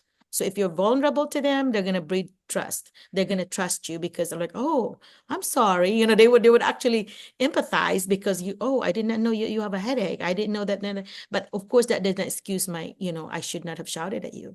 I would say things like that. Of course, I never shouted at my students, so that's not something I would ever do. But if I did something at all to like, maybe I hurt them by accident, I could see in their faces that they did get hurt. So I would pull them over and say, I'm so sorry. It looked like your face told me that you were hurt. What happened? What is it? It's something that they could relate negatively. Like something I would say was meant in a positive way, but they have the wrong filter and they took it the wrong way. And I could see in their faces, because I read faces. When I'm talking to my students, I'm going and looking around and seeing their reactions. And a good teacher should do that. I work to get to that part. But, if you're going to be a more savvy teacher, you should be doing that. You should be looking at each one and see, are they with you? So if a teacher just continues to teach and then 10 out of your 12 students are really on their Chromebook, on their phone, not paying attention, you're just talking to the air. So I want to make sure 100% of them are paying attention. So even if one person is not, I would not say anything a lot of times. I would just do a proximity thing. I would just go walk over there and stand there, continue my lesson, and I would stand right there by the student. The student knows, oh my gosh, she's very close to me. That means I must be doing something. Even teachers, when That's I do true. training for teachers, and one day I had this a teacher, and we found out later that he was addicted to like games on Yahoo. So he was always on his phone. So I was doing my training. Everybody was having a good time. We were laughing, and this teacher just ignored me the whole time. Was doing on his phone. So I just walk over there, and everybody followed my gaze. And I just start talking, whatever. And this teacher was like, what did I do? She changed the habit.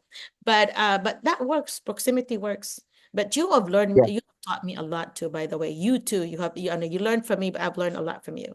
You have so much talent. Like you've done a lot of things in the Philippines, and now it sounds like you're doing great things here. So continue to do that, because your students are benefiting from your talent. And the things that you did in the Philippines about the presentations and all this, speaking stuff and listening things that you did with your students, continue to do that. If you can get permission from the parents, in order for them to be recorded, and some of them would say no, and make them the camera people, out of that picture. But if you can get them the permission, start recording things. And then I use it as a reward for my students. If you behave yourselves, you get to watch yourself, the recording that we did yesterday, or today. Yeah. So I made that as a reward. And I had the worst kids in when I taught Little Rock, and they were like, oh, can we watch them? Nope. You were so awful today. So maybe tomorrow try again. The last 10 minutes, I'll have you see it. Because we record it every time, because as a reflection thing, we see, look at how, because they did a lot of presentation. Mm. So we were doing biology, for example, and they were doing about their biology lesson on their own, the strategies I taught them. So they're over there teaching they teaching their peers, and they were acting out some of the cell, whatever you do, whatever they learned, they have to act it out and all this. They pretended that they are cells. They pretended that what are the things that they did. So they actually internalize it in order for them to present. So it's kind of cute. So so I had the people that did not get permission to be my camera people. And so they recorded it. Now with the phone, with the iPhone, oh my gosh, it's so easy. And then you can make your own YouTube. Of course, you always tell the parents this, private YouTube, where only you, of course, Google Classroom would work too, with a link for your video. But yeah, make that as a reward, because that worked for me. Worked for me for a really bad group, because they want to see themselves. Yeah, and we always comment when we watch it, like, okay, tell us your reaction. What do you think about that? What after seeing this, how can you reflect? How can you improve? And when you do your presentation again as a team, what would you do differently? What did you like that you want to keep again? Oh, we were funny. We were doing this. Like, good. Okay. So next time you're going to do this. Some of them would say, oh, I like the props that we used. We were doing it, they would comment on their own things. And when you get to that, where they're doing self-reflection, that is the best thing. Yeah. So I would encourage everyone to, make sure you get permission first. You will get in trouble. Do you know that in America, there's a lot of kids that may be under witness protection program that they cannot be recorded at all. They cannot be recorded. So if you record them and you did not have permission and Yeah. the parents are not supposed, you're in big trouble. So that's why you need to make sure you have all the kids' permission if you're going to record them. As a consultant, I never record students. I would do the Yeah. back. Notice my reels. I would do the back in order to see the teacher and in the back of the students. It's okay to do the back, but never their faces. So if I accidentally do the face, then I need to either edit them or you can put like a smiley face on their face, to cover them. So yeah, but it's powerful, you guys. Even as a teacher, if you record yourself and watch it later, when we did national board, that's part of that. There are 2 videos we have to send and we have to critique ourselves. So if you do Yes, Doc. that, yeah, good idea, right? Yeah. Yeah, it's also the same in the Philippines. We don't do the Yeah. video. Oh, same thing. Yeah. And yeah, my phone is low but now, Doc, and Yeah. we need to go to the cemetery. But I Thank just you would like again. to say thank you, of course, to everyone. And just this week, I'm communicating with Sir Joel regarding with the robotics thing here because they Yeah. are asking if I can teach it, and I said yes. So that's it. Again, thank you very much, Doc. You're We welcome. need to go right now. So Okay. I'll try to join after going back from the cemetery. We're Okay. just going Well, to visit the have husband of the fun. I president. always enjoy your input. Yeah. Thank you. All right. Yeah, Take thank you care. very much. And to the teachers who are joining this one, this is how we started. So sooner or later, you will be here in the US as The well. other I side. think Oh, look at the cake. Oh my God. Did you make that? Did you make that or buy it? Did you make it? you say tita po kasi we have lots of titas here. Oh, you are so thoughtful. That's so nice. Yeah. Make sure you make them some noodles and egg rolls and adobo. They love those. Yeah. They are good in cooking. And we are going to bring food when we visit Arkansas, Doc. Okay, good. Hey, when I go visit you, I'm planning to visit you guys. So I will want to meet your titas. Yeah. So I would Yeah, love sure. to, because I want to go to the zoo there. You have one of the best zoos, your Yes. your St. Louis Zoo, and then of course the art. They have done a lot Yes, of yes. improvements there since I was there a few years ago.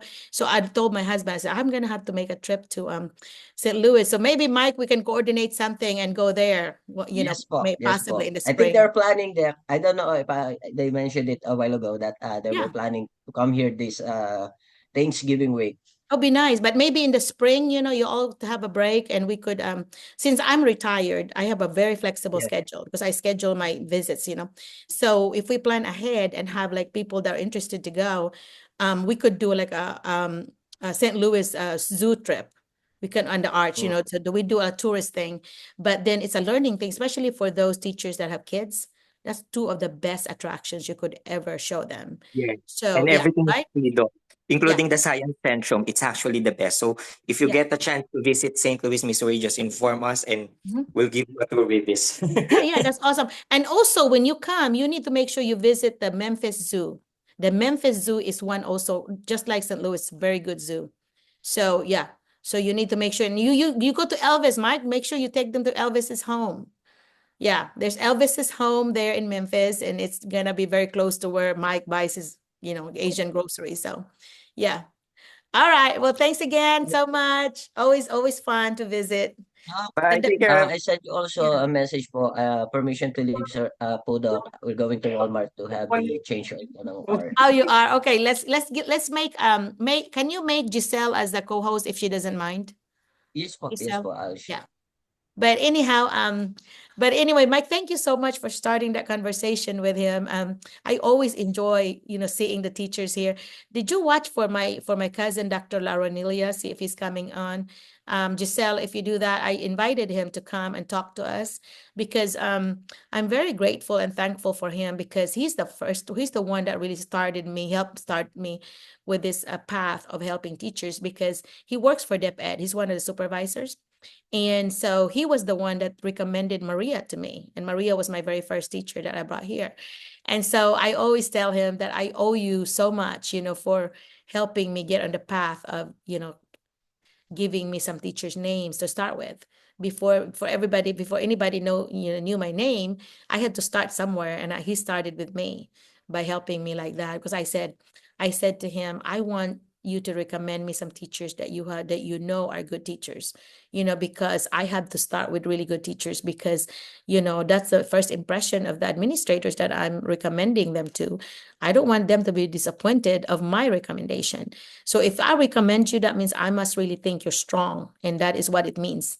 Okay, so I do not just give my my personal introduction of candidates to my friends, unless I know you are fluent, you know your subject, content well, you are good at, the 5 core propositions. You know how to establish relationship with your students, and your content and strategies, and you know how to use assessment, and you reflect and you collaborate. Those 5 things, if you know those and do it well with a kind heart, and your heart is in the right place, you're going to be somebody I would like to recommend. Okay, but if I hear that you're negative, always criticizing students or other people, your peers or whatever, that's not a good sign for me. That's a red flag for me, saying, no, this teacher might not be happy anywhere. This teacher might disappoint me, because they're going to be having a negative filter. You have this filter that everything you see is a negative thing. I happen to have positive filter, and I've worked on that. I guess I've always been anyway, but as a reflective teacher, in person, I always think about, like, is this something kind? Sometimes it's better to be kind than being right. I told that to my own kids. Jet, I would say, Jet, is it better to be kind or to be right? Because he wants to be right. He wants to, Mom, but it's wrong. Is this? I said, yeah, but is it kind to say that right now? So you have to kind of decide on that. Sometimes it might be better to just be kind right now. And if you have to correct them later, do it. But right now is not the right time to be right. You can always be doing that later. And I think Jet got that, because I always said that even when he was little, that is sometimes it's better to be kind than to be right. Okay. Um. Anyway, Giselle, any comment? We have a few people here that are new. Do you mind calling some folks there, Giselle, that you see are new? Because Giselle has attended maybe 90%, if not 95% of my Zoom. We have been Zooming for what, 3 years? And if you look at the videos in YouTube, because I've numbered them, Giselle's always there. So, so if she get the nearly perfect attendance, that would be her. Even when she just had a new baby, she was already attending. But yeah, I see some new ones, Giselle. What do you think? Yes, Doc. I I think know Verlin is back. Thank you, most of Verlin. them, Always been active. um, Leo access. I'm not sure. Maybe it's the first time. Okay, Vanessa. Leo Vanessa access. too. Anyone is new, Yes, right? Yeah, yes, yeah. Do Doc. you want to call Leo? Yes, yes, Okay. no. Yeah, hey, there you are. Okay, yeah, Good, talk to us. Yeah, I yes, love good I love evening. talking to I folks. think it's morning time in the US and it's evening time here, 10:21 p.m. Okay. Hello, everyone. It is my first time to join your webinar, so I am so excited and very honored to join this. And I hear a lot of comments about the situation in the US. Actually, it is really my I dream to also join uh, those teachers working as J1. And actually, I'm working on my path now, and I'm start applying, but maybe I can make this year if given a chance and God's will. So I'm just also enrolling in my master's degree this year, but hopefully I can get this job this year. Hopefully. Tell us about you. Tell us your what degree you have, how many years of experience, what area, and maybe your teaching philosophy, what you believe about teaching. And maybe the last one would be the reason why you want to come here. Those are some things that you could say, because the first, Leo, in an interview is like, tell us about yourself. That's usually the first one. So this is a practice for you to tell me, and I will comment on it. I will praise you, or give you a little feedback on how to improve if you want me to. So I shall start. I am a public school teacher in the Philippines. I'm already in my 10th years in the service in the Department of Education. and I am handling third grade level and teaching all subjects in that sense. And so I'm very well, should I call it passionate about teaching children in a third grade level? I have been exposed to the first grade, the second, and this is my um, 11th year teaching as a grade 3 teacher. And my philosophy in teaching is uh, I remember John Paul Sartre saying that to learn is to experience and to have freedom learning and enjoying the lesson while learning the subject matter. So I've always that incorporate in my teaching. And I see this very effective because I am more of physical um, doing. I mean, I love physical education more than any subjects, though I handle all subjects, but I always incorporate uh, learning by moving around the classroom. I'm not on my, I'm not on sitting uh, position all the time because I love to play and incorporate playing in in all my subject matter, though it's science, English, Filipino, um, music, I always incorporate play. Okay. So Why do you want to come to yes, the US? Why do you I want want to to come go. teach here? I believe that this is really a big chance for Filipino teachers to be exposed in international level of teaching. And so I want to grab this opportunity to also explore in the US and share my culture. Being a Filipino teacher, it is also my greatest opportunity to learn other culture more than the Filipino, that the things that we have done here in the Philippines. And so, and another thing is that um, economically, economically, we are also in hardships as a teacher in the Philippines. And so I believe this is the chance to answer all my um, problems also in the economic state. But more than that, it is really my dream to teach not only in the US, but of course in other country. But I believe US is the best country to explore with. Very good. You know, you're fluent in English. Have you been teaching like ESL students or anything? Have you experienced something like that? Because you're very fluent. Yeah, I'm really, I haven't been teaching any English language, but I only learned this language through my experience as a teacher. yeah, good job. Yeah, you 10 years of experience. That's awesome. Um, you want to practice, like I want you to do this before you get your first interview is to like what you just did, but actually make it like write it down and then kind of really don't have to memorize it, but just kind of have a little index card as a guide and then practice it in front of your folks or your people you trust or your mirror.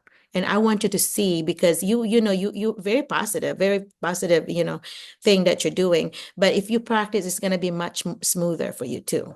You got the fluency already, so you just need to kind of make sure that all your verbs will be, correct because when we are talking and we don't have a plan, the first thing that comes to mind is the first thing we're going to say, right? So yeah, if you can do that, just a little practice is good. And um you said that you are on the right path or the path already. What have you done that you to make you feel like you're on the first path to come here? Have you been applying? Have you been doing your passport? What have you done? All right, I was encouraged by my fellow teacher who are already in the US, and Okay. so I applied in the All Seasons Manpower in Manila for Okay. H-1B visa. I passed the preliminary interview. That's why I've waited for another interview because I have been interviewed 4 times already, but Oh. those interview did not match on my qualification. At first, they are looking for librarian. I'm not a librarian. And the second interview, they thought I am bilingual. I Mm. am not a bilingual teacher. And the third one, they are looking for a science teacher, a major in science. So Mhm. I'm not a science major. I am a generalist teacher. Mhm. And so maybe Well, this year I'll be lucky enough to have my job offer. yeah. Well, those are you open to J1 visa or H1B? You have to have H1B, or is it you open to any visa? I'm open to any visas at Okay. first come, first serve. Yeah. Well, the different, do you know the difference between the two? The J1 visa and versus Yes, the no, H1B? I Yeah. know the difference between the two. J1 visa is also a temporary work permit to work in the US for at least Up to 5 years. up to Five, five 5 years. years. And yes, Yeah. and the H1B, you have the chance to apply for permanent residency. It's also a temporary work permit. Very good. You've studied your visa information. That's awesome. But anyway, but I really think you have a great chance. I could tell that you are passionate about education, and I love the quote that you did, about, what you having fun while learning and so on. Those are really good things. Keep that. Make sure you keep that. And then also you're hitting it right about, it's very important to include games. It's very important to incorporate, it could be e-games, it could be digital things that you're doing like Kahoot or quizzes, or you can even give examples. When you say that, you say, for example, I would use jeopardylabs.com, which is like a Jeopardy game, but using your content. And it could be quizzes game, it could be bingo maker, it could be, things like that. It's games, but these are stimulating the kids, but at the same time, you're teaching your content. So, you can expound a little bit, a sentence or two, when you say that by giving example. And it makes it more powerful, I think, because you already have it. And another thing that I was gonna say is so give examples and then keep your philosophy thing. And I love that you said you want to teach about the Filipino culture at the same time also want to learn, because J1 is actually a teacher exchange program. It's a cultural exchange. You want to learn from your students, from your peers there, your administrators, but at the same time, you also want to learn, right? You're teaching, but then also you're learning, because we learn from our students, as you know. We always learn every day. We learn something from our students, something that sometimes we don't expect to learn from them, but we do. And that's why I love Zooming too, because I learn from you.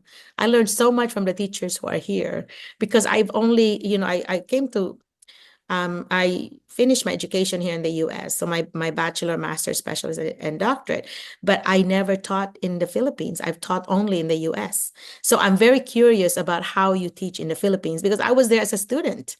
I was a student up to, University of San Jose, Recoletos, USJR in Cebu, for 2 years and a half for my pre-law.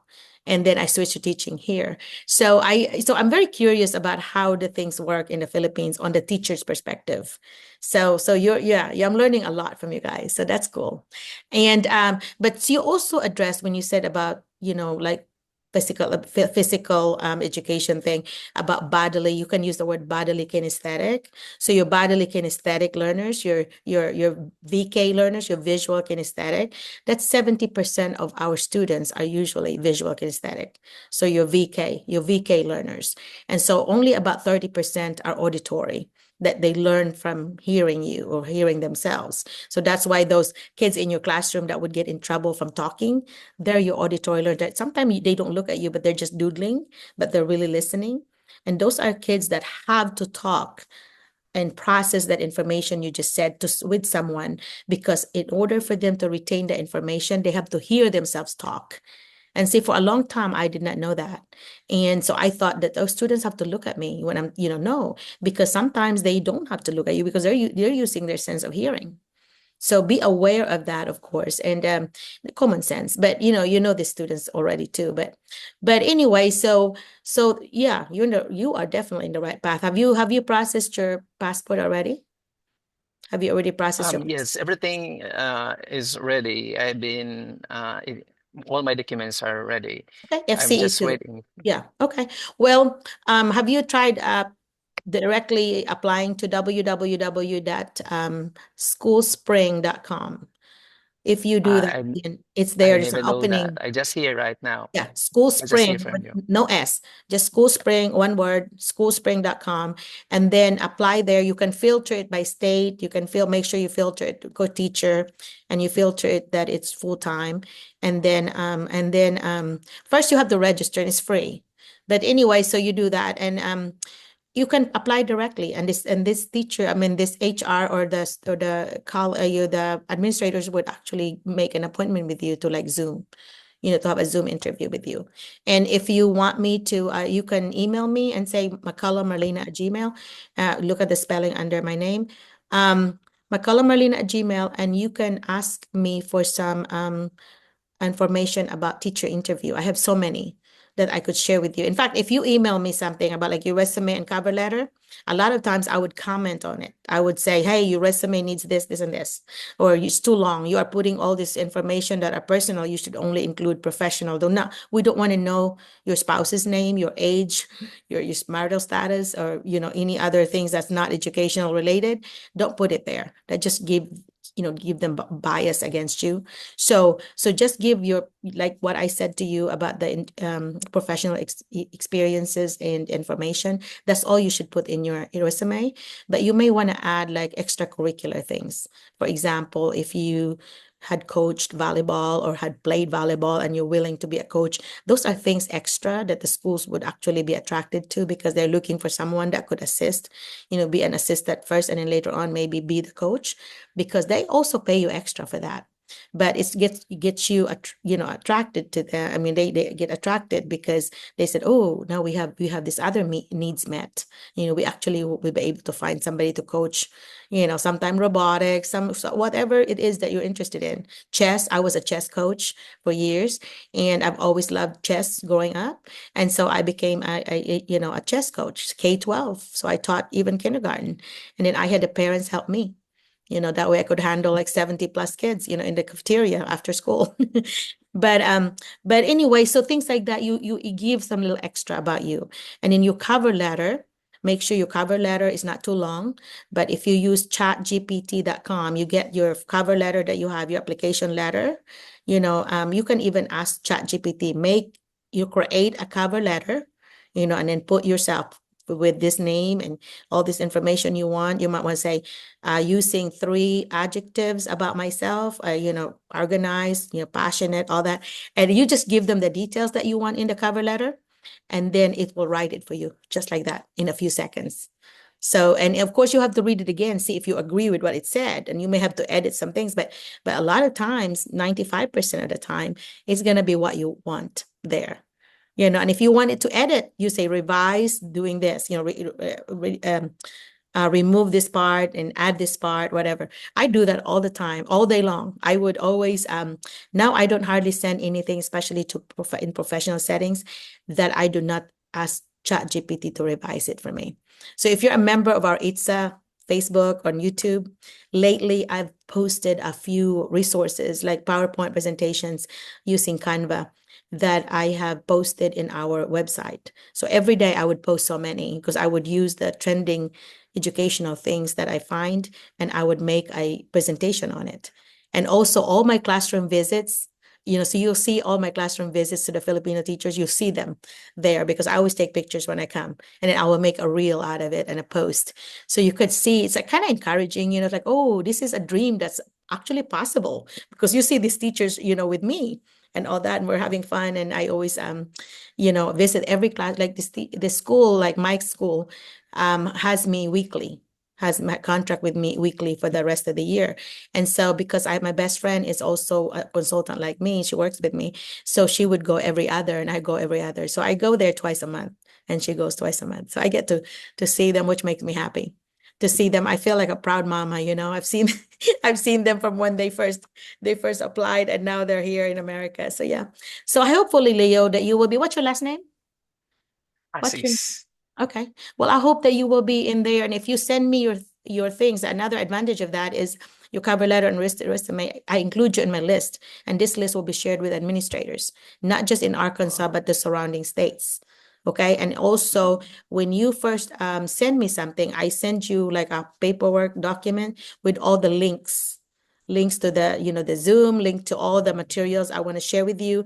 There's even a link that's important called job postings for the 50 states. So I have a spreadsheet with the 50 states, and then the link to all this play, you just have to hit it, and then it goes to their website, for the hiring. So you may want to, do that in order to get, because automatically the thing I sent you. Once I get a letter from anyone, I would always comment on your resume and cover letter. If it's too long, I'll tell you, stay within 1 to 2 pages on your resume, and cover letter, maybe 3/4 of it instead of fill it up. And then make sure you include something about yourself, like 3 adjectives would be good to include in your cover letter, things that you feel like your strengths are. And then after I comment on that, with it, I would also give you the link to all my important documents that I have found have been helpful to teachers. So yeah, and they, I think the others can attest to this, that I think practicing with me and also looking at all those materials have helped them get jobs, because it gives you more confidence. Although you may not need it, though, you're pretty confident already. That's good. And I'm proud that you're already attending master's classes, because your J1 sponsors gonna, most of them, 90% or 80% anyway, would require you to have your master's. They don't even want to talk to you unless you have your master's. Although the for immigration purposes in the US, they consider bachelor's degree plus 5 years of experience. They treat it like a master's degree. But for your FCE That's good purpose, to yeah. hear. So foreign credential evaluation, your FCE, they want to look at that, and they want to see that you have your master's in it. That's the only thing, So the visa sponsors, I could see their point that they want you to have your master's, because it will give you more chances to get approved by the US Embassy.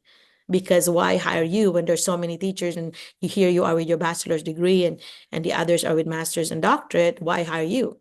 Kind of thinking, So, but you never know who you get. You are at the power and the mercy of the consulate officer when you have your interview. So to empower yourself with a master's degree is a good thing. And I think special needs, special education right now is the biggest need in the whole United States. We cannot find enough special ed teachers here. So a lot of times, if you have your special ed, even though you're just starting it, if you haven't, you can finish it within the year anyway. That's good. Even if you just started it. Mike actually was not a special ed teacher, and he started his and finished here, but he got a job as a special ed, which he likes better. So anyway, but of course you have to examine yourself. Is this something I want to do? Do not force yourself to teach something that you do not like, because then you'll be miserable. Okay. I always thought when I was beginning my teaching career, I just thought, you know what? I just like elementary. And then later I'm like, oh, I do like high school too. So I have taught both high school and elementary. Only 10th and 12th grade I have not taught. But I actually was surprised that I loved my high school kids. My 11th graders, my favorite, because they are so adult by then. They were already looking at career, and they're already, looking at life and future and so on. They're so mature already. When you talk to them, you're actually talking to like adults, because in 1 year they're going to be out of that school, and they are going to be going on their own life. And so a lot of time they're asking me like, Dr. McCullough, what do you think I should do as a career? And I'm like, no, I will give that question back to you. How do you see yourself?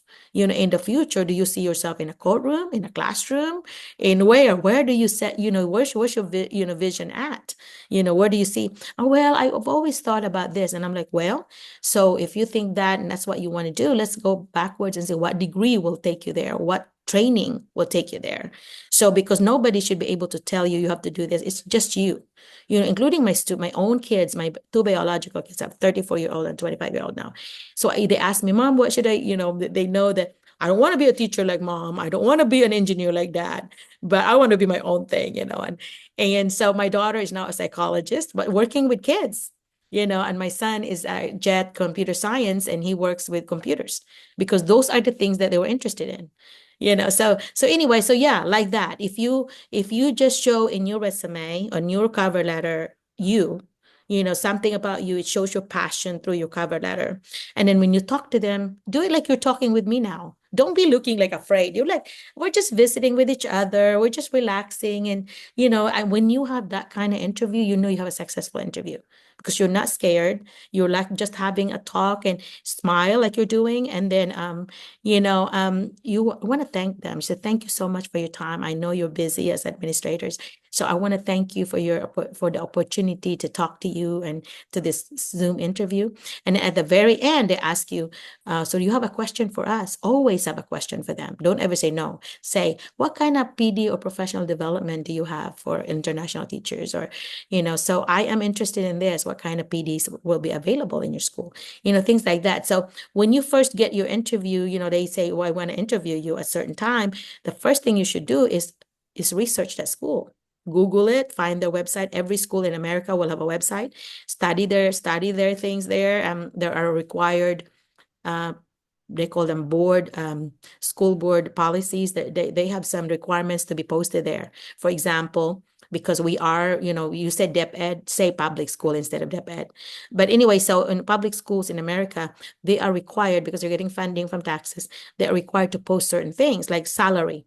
If you want somebody's salary, like the teacher that's talking to you or the principal talking to you, if you look at their website, her or his pay is there, because they have to be public about it. It shows the teacher's name, what their number of years, what education they have, and how much they're getting, because that is public information. So you don't have to say, how much am I going to get paid? You should already know that. If you did your research, go under salary schedule, and it will tell you so many years, how much, whatever.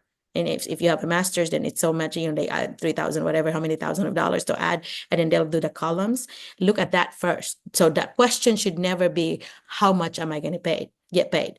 In Arkansas, we start at $50,000 a year. That's 9 months. That's about 3 million peso a year. So that is about the start. So Arkansas is now one of the higher ones. Before we were like 49th of the 50. We were like, thank God for Mississippi, because Mississippi was always the lowest. But now our governors actually raised that. We actually are beating Missouri. Missouri is less than 50. And we are not beating Texas. Texas is huge, and they usually are 50 something or 60 something, depending on your experience and education. Hawaii and Alaska are the highest usually, because they are so expensive to live in. They're, here a dozen eggs is about $2, which is about 120 pesos a dozen. And theirs is $6. Okay. So it's 5 times there. So if you get paid a lot, you also have to pay a lot on your apartments and your groceries and so on. So you really pretty much have to decide, am I gonna live in a place where it's not as pretty? Arkansas is like rural, it's like provincia. It's like a province, it's very rural. But we have all the technology, and we have everything technology that you could ever think of. We just don't have the fancy buildings that, things you see on TV, on the movies. I was disappointed when I came here. It's like, where's the skyscrapers, because the only skyscrapers were in Little Rock, the capital, with like Manila, that our equivalent is Little Rock is there by the airport. But when you came to drive 3 hours away where we live from the airport, then there's like fields, cows, lots of empty spaces. And I'm like, yeah. And then I look for the skyscraper in the town. There's nothing. It's just one level.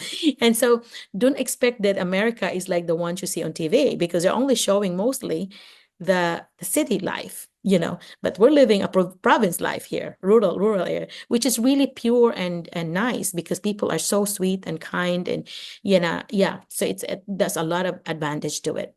In a small town, they know everybody. I would know everybody's. When somebody would call for me and ask, and would dial the wrong number, they would say, oh, Merlina's number is this. So that's how little it is. We only have 1,500 people in our town. That's not very big at all. Yeah, some schools in the Philippines would have that in one high school, So yeah, my graduate in CCC in high school in Cebu, we were 1,000 graduates. Cebu Central Colleges, And so I was at St. Joseph's Academy in Mandaue, and then I moved to CCC. But anyhow, so yeah, so you have to think about that. What kind of life do you want to do in the US, to have in the US?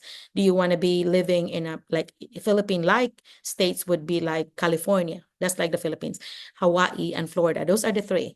But if you want really cold weather, look at the map. And if they're closer to the Canada, which is our neighbor in the north, so up, if you see like Maryland, like New York, New Jersey, all those places, they're very cold. They're very cold. You could bury a car with the snow, so yeah. So that's how bad. Ours is very mild. So if you look at that map and you make a line from Arkansas, at the top of Arkansas or by Missouri, and go across, that's the southern part. And those are the mild winter. So our winter, we're very rare that we have the big winter, like would cover, even an animal. It's just like we think that it's really high when it's like less than a ruler. So but in theirs they are like covered in snow. When here they are so chicken here that we would have a little snow and they cancel the school. One time they were predicting a snow and there was not a single snow that happened, and the schools were already canceled because they were afraid it was going to come. Yeah, so think about that. What do you want to have a cold weather place, or do you want a hot place state? I can really think living in a cold place because in my area here, I am really Hot. freezing. It is really a rural area, but I Okay, don't like to stay a lot here. so It is you want just hot. my, You want a hot place? not really hot, but just like a Warm? tropical country. Tropical. You said Yes. tropical. Okay, then you're Yes, talking tropical. you're talking Hawaii, California, and Florida. Those are the three. Everything Yes, I else like, will be, yeah, you like those. But yes. those are there. A lot of Filipinos there, but it's very expensive to live there. Very expensive. So think about that. You better be making a lot of money if you're gonna live there and be, and live comfortably. Otherwise, you'll just struggle because the apartments, for example, apartment in Arkansas may be $600 a month, and then theirs may be 1,500 a month. That's how big a difference it is. How Two much times. there in your place? Here in ours, it's very like my mom lives here. So she has a rental house that she bought and somebody's renting it, and we only charging them $550 a month. And that is 3 bedroom with 2 baths. And it's a rock house. And so it's only close to my mom's house too. We just bought it for investment. But yeah, that's how cheap it is in our town because it's a small town. And where Mike is, I think they were, like when you heard Joel and Myrna and showing their house, were you already here? The one that they were I showing came the late. I came late. I did oh, not you came see late. the. Oh, if you see the video later, I'm gonna post this on Facebook and YouTube. They showed their new house that the school was actually building for the teachers, and that's $860, and it's like 3 bedroom with 2 baths, 2 stories, and everything is already included. Like their electric and the water and everything will be included already. That's a good deal. That's a good deal because usually your electricity may be $150, $200 for that size a month. So that means that's already, and then your water another 50, and then trash they pick up maybe another 30. So 80 plus um 200, so about $300 would be utilities. So if they're paying 860, they're only paying 560 for the house. And this house is furnished. It's got all the appliances, all the furniture, all the bedroom things, everything's furnished. So that's a good deal. You have to think about that way because a lot of times when it's furnished, when they have to buy everything for you, they will charge more. Like instead of 600, they'll say, how about 800 if it's furnished because we have to buy the furniture and things. You don't want to do that because there's a lot of places here that you can just buy furniture for cheap. That donated furniture like Goodwill or Salvation Army here, that the people would get tired of their furniture and they would just donate it for free. And this organization would sell it to the public, and then they will help others find jobs or whatever. So it's a charity thing. And then you can buy those things for cheap, instead of paying maybe a bedroom set for 1,500 or $2,000 a set. It may be $50 for the whole set. It's very cheap. And then you just have to, a lot of times in the Filipino community or with the teachers, somebody would have a truck. And then, or somebody at school would help you, and they would get it for you, and they would deliver it. I mean, they would take it to your apartment or house. And that happens a lot. Like in Brinkley, the very first time Maria, my first teacher that I brought here 4 years ago, Maria, they found an apartment right across the road from her because she didn't drive, of course, right? So she still walks across the road from the school to her apartment. So she just leaves her car. Now she has a car. She just walks over there. So a lot of times when I have Filipino friends that ride with me, because I have like close to 4 hours drive to see them, then I would bring my Filipino friends and we would stay at the hotel the first night. But then when I work, I would bring them there to Brinkley and they would stay at Maria's apartment all day long. Because I don't want them to be waiting at the school and be bored. At least in Maria's, they could lay down, they could watch TV, they could cook, they could do whatever. They even clean her place if needed. She said, "Don't do that." And then we bring Filipino foods and warm it up in a microwave. So you have to think about that kind of life. What kind of life am I gonna do? Because then you can do a little little I always do a pros and cons or a little T-chart. If this compared to this one pays this one pays this, but then the bill here is this and the bill here is that. So how much money would I have left? The bottom line is how much money would be left for me so I can either send it to the Philippines or feed my family that's here with me. Because you can bring your family as a J2 under J2. They're J2 visas, and they're with you. So they ride with you. When you get approved, they get approved. So when you leave, they have to leave. So for kids up to 21 years old, you can bring a 20-year-old, as long as they're below 21, they can come. But then when they age out, I don't know what happens, because I know of a teacher here that her son is going to become 21 this year, but he's already going to college here. So I do not know how that works, so maybe if he finishes his college and get a sponsor from an employer, because he's going to be in health industry, like a hospital, could get him an H-1B visa things, and that way he'll be off of his mother's, J2 thing. So I'm hoping that's what's going to happen. And I think that's what's going to happen. But yeah, think about, do you have any kids? How many? Oh, I cannot hear you. What happened? Are you muted? Oh yeah. Okay. So Sorry. how many I'm kids still do you have? single. Oh, you're still single. Okay. Well, there's gonna be some available teachers here. You can Yes, you can meet. probably yes. Yeah. That's another thing that happened too. And I don't know what the answer to this is, that some teachers actually married somebody. Like I know of two that married somebody, and I do not know. I think once you marry somebody, then they were processing their H-1B visa, right? Your green card. But the problem with that is if you under J1 visa, I did not know how that works. Like, do you have to do the 2 years or not? I mean, are you excluded from the 2? I do not know that. That's a question for the sponsor. But I know sponsors like culturalvistas.org is a sponsor I'm partner with. C. Gillam, Gillam at culturalvistas.org. She is my partner. So I actually would be affiliated with them. That means I trust them. I think that they're good visa sponsors. They usually have maybe more than 100 slots every year, and the slots open October 1. So this is only November 1. So it's only been a month it's open. So there's a lot of slots still available. Okay. And that's usually gone by May, June. It's going to be hard to find slots. So now they're processing for next year. So if you are really serious about coming for next year, you need to be applying directly. Like do maybe 10 to 15 applications a day at www.schoolspring.com, because they post new things all the time. So I would apply at different schools every day, because that will give you a better chance. I have someone that I applied to 600 schools. Finally, she's here. She was so serious about it, because you will get a lot of no. I mean, you can they just ignore you. You don't get answers. Sometimes they ask you for interview, which, if you get an interview chance, somebody would ask you for an interview, that means you already passed the first test, because they're going to be looking at all the paperwork, all the resume and cover letter, and they think that you're in the top 5 or 10.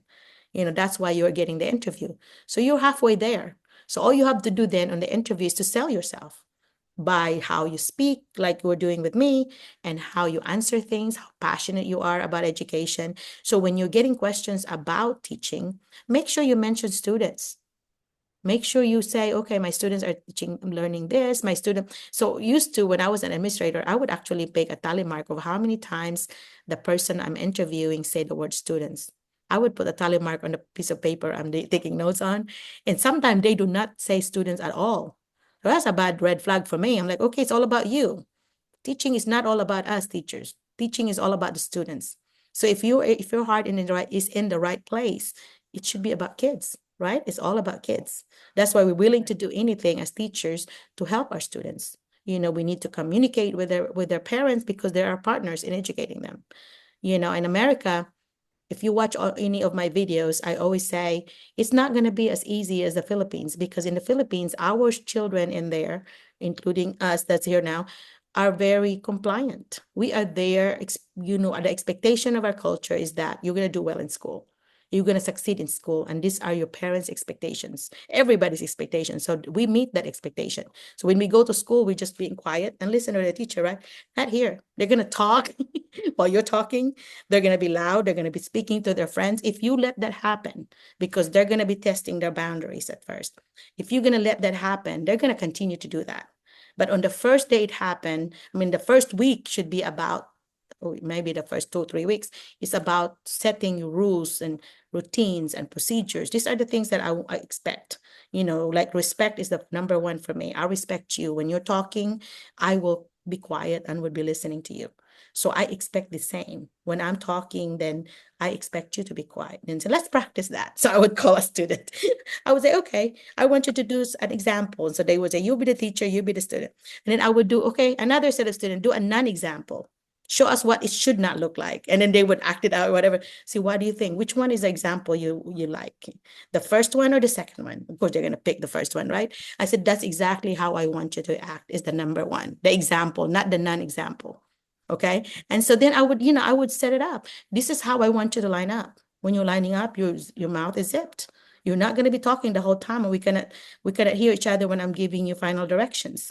Especially with elementary, you want them to be like really quiet and all that. And I would always make it as a reward, like, team 2 or table 2, you were the quietest and you really paid attention today. I'm going to reward you by being number 1. And they're so hungry. They want to be first. I said, okay. And then the next quiet one is, and I think team 3, you did well too. Let's go. Our team, whatever, oh, I'm sorry. I'm disappointed today. I think you'll do better tomorrow. So you're going to be at the end. And if you have a child that's always talking in the front, move them to the back. They don't like that. I said, oh, I'm going to move you to the back. You know what that means, right? So, and then while they're walking over there, I'm whispering to that person that, you know why I moved you to the back? Oh, yeah, I did this. I'm like, what would you do differently tomorrow? So I would actually be kind of advising them and have them to self-reflect. It's better to ask students questions than just saying a statement. So you ask them something, and in that way, they're really thinking about it instead of like, do this, do that. A teacher would sound bossy and authoritative if we just like make a statement. So it's always better to make a question in a question form, although you know the answer, but you're always using the question form. I do that in life. I do that to my husband all the time. I'm like, dear, do you think whatever, but I already knew the answer, but I say that because then you feel like, oh, this person is considering my input, my feelings, instead of like telling you, we do this, all that. What do you think about going to whatever, how about this? I would always ask a question. And if you make a habit out of that in your personal life and professional life, your students will be happier, right? Because I think the difference, and I don't know if, correct me, Leo, if it's right, the difference in how the Philippine teachers are being treated, and also how you feel as a teacher, there's going to be different. In the Philippines, we're going to be treated like in a pedestal, like we're so, up here high. Even our administrators, we treat them like they're up here high, right? Not here. They're going to treat you like equal. Okay, we treat our administrators equal like the teacher. You're like a colleague. You just talk to me. I'm not any, I may be in paper, I might be higher than you. And yes, I am your supervisor. I will tell you how to improve. But, really, we're just colleagues. We are here all for kids. That's always, you can tell a good administrator over a weak administrator is that a weak versus strong, because a very weak administrator, they're going to be more bossy. They're gonna think, do this, do that, because they really do not know what they're doing yet, especially a new administrator. They don't know that it's important to be a collaborative, administrator or leader, that you want the input of your people, of your teachers. And they would always say team instead of my teacher this, my teacher that. It's always like our team does this, our team, so you can tell that the kind of administrator that you want to have and you want to be when you become administrator, if you want to. So anyway, so how do you feel as a teacher? Do you feel like it's something that you can deal with? And as students that are not compliant, like the Filipino students, they're going to be testing you. So how do you think you can handle that? You think that would be easy or hard? And in my experience as a grade 3 teacher, I met a lot of situations, especially not only dealing with children, but also the parents. Very good. And so to deal with the problem is to first be composed of yourself and think what you are going to do to solve and resolve the problem. It is not really who is right, as what you said, is how you be humble and be able to address the situation in a peaceful manner. Very good. And so you can resolve this problem and in a good way. There is nothing grudge on between the students, teacher, and parents and the teacher. It's always be humbling yourself because you are serving, especially me, serving in the public school. Okay. Yeah. Yeah. Good point. You say, as a servant leader. You're a servant leader. You serve like Jesus. You know, he had a servant leadership style. He's a servant of the people. So as teachers, if you're a servant of the people, although as a servant, you're still gonna be very firm and in control if you need to for the Yes. discipline. Because you don't want to be like kids stepping on you also because you're too nice. You know, you have to have that balance, right? So you can say, I will calm myself down, yes, and then I will listen. I will take Yes. notes, especially if Listening. you're dealing with an angry parent. You know, you said Yes. I will sit down and have them to sit Mhm. down and all this, and I will take notes. I'm listening to them, taking notes, putting bullets down, and all that. And after they finish, I would ask them, "Is there any more? Is there any more that I need to add here?" And they said, "No, it's it." I said, "Okay." Then I read it back to them. I would say, "Oh, this is what I hear you said. That you said this. That your points is. Did I get everything right?" He said, "Oh yeah, you did." I was like, "Okay, so let's solve this problem together." Now remember, we are partners in education. We are all about the children, about your kid, for John. So we are all about John. We want John to succeed, right? John said that he wants to be a doctor. So we want to help John become a doctor. So I would always kind of, connect with them like that. And then that way they become not as enemies, but as partners. And I think that's the first job for us, especially if they come in, they're mad at us, is to befriend them, is to put them in our side or together, because it's all about the kid, really. That's why you care enough to come and talk to me, because it's all about what's good for our kid together, right? Yeah. So I'm like the second parent, they spend 6, 7 hours with me every day during weekdays, So yeah, we need to work as partners here.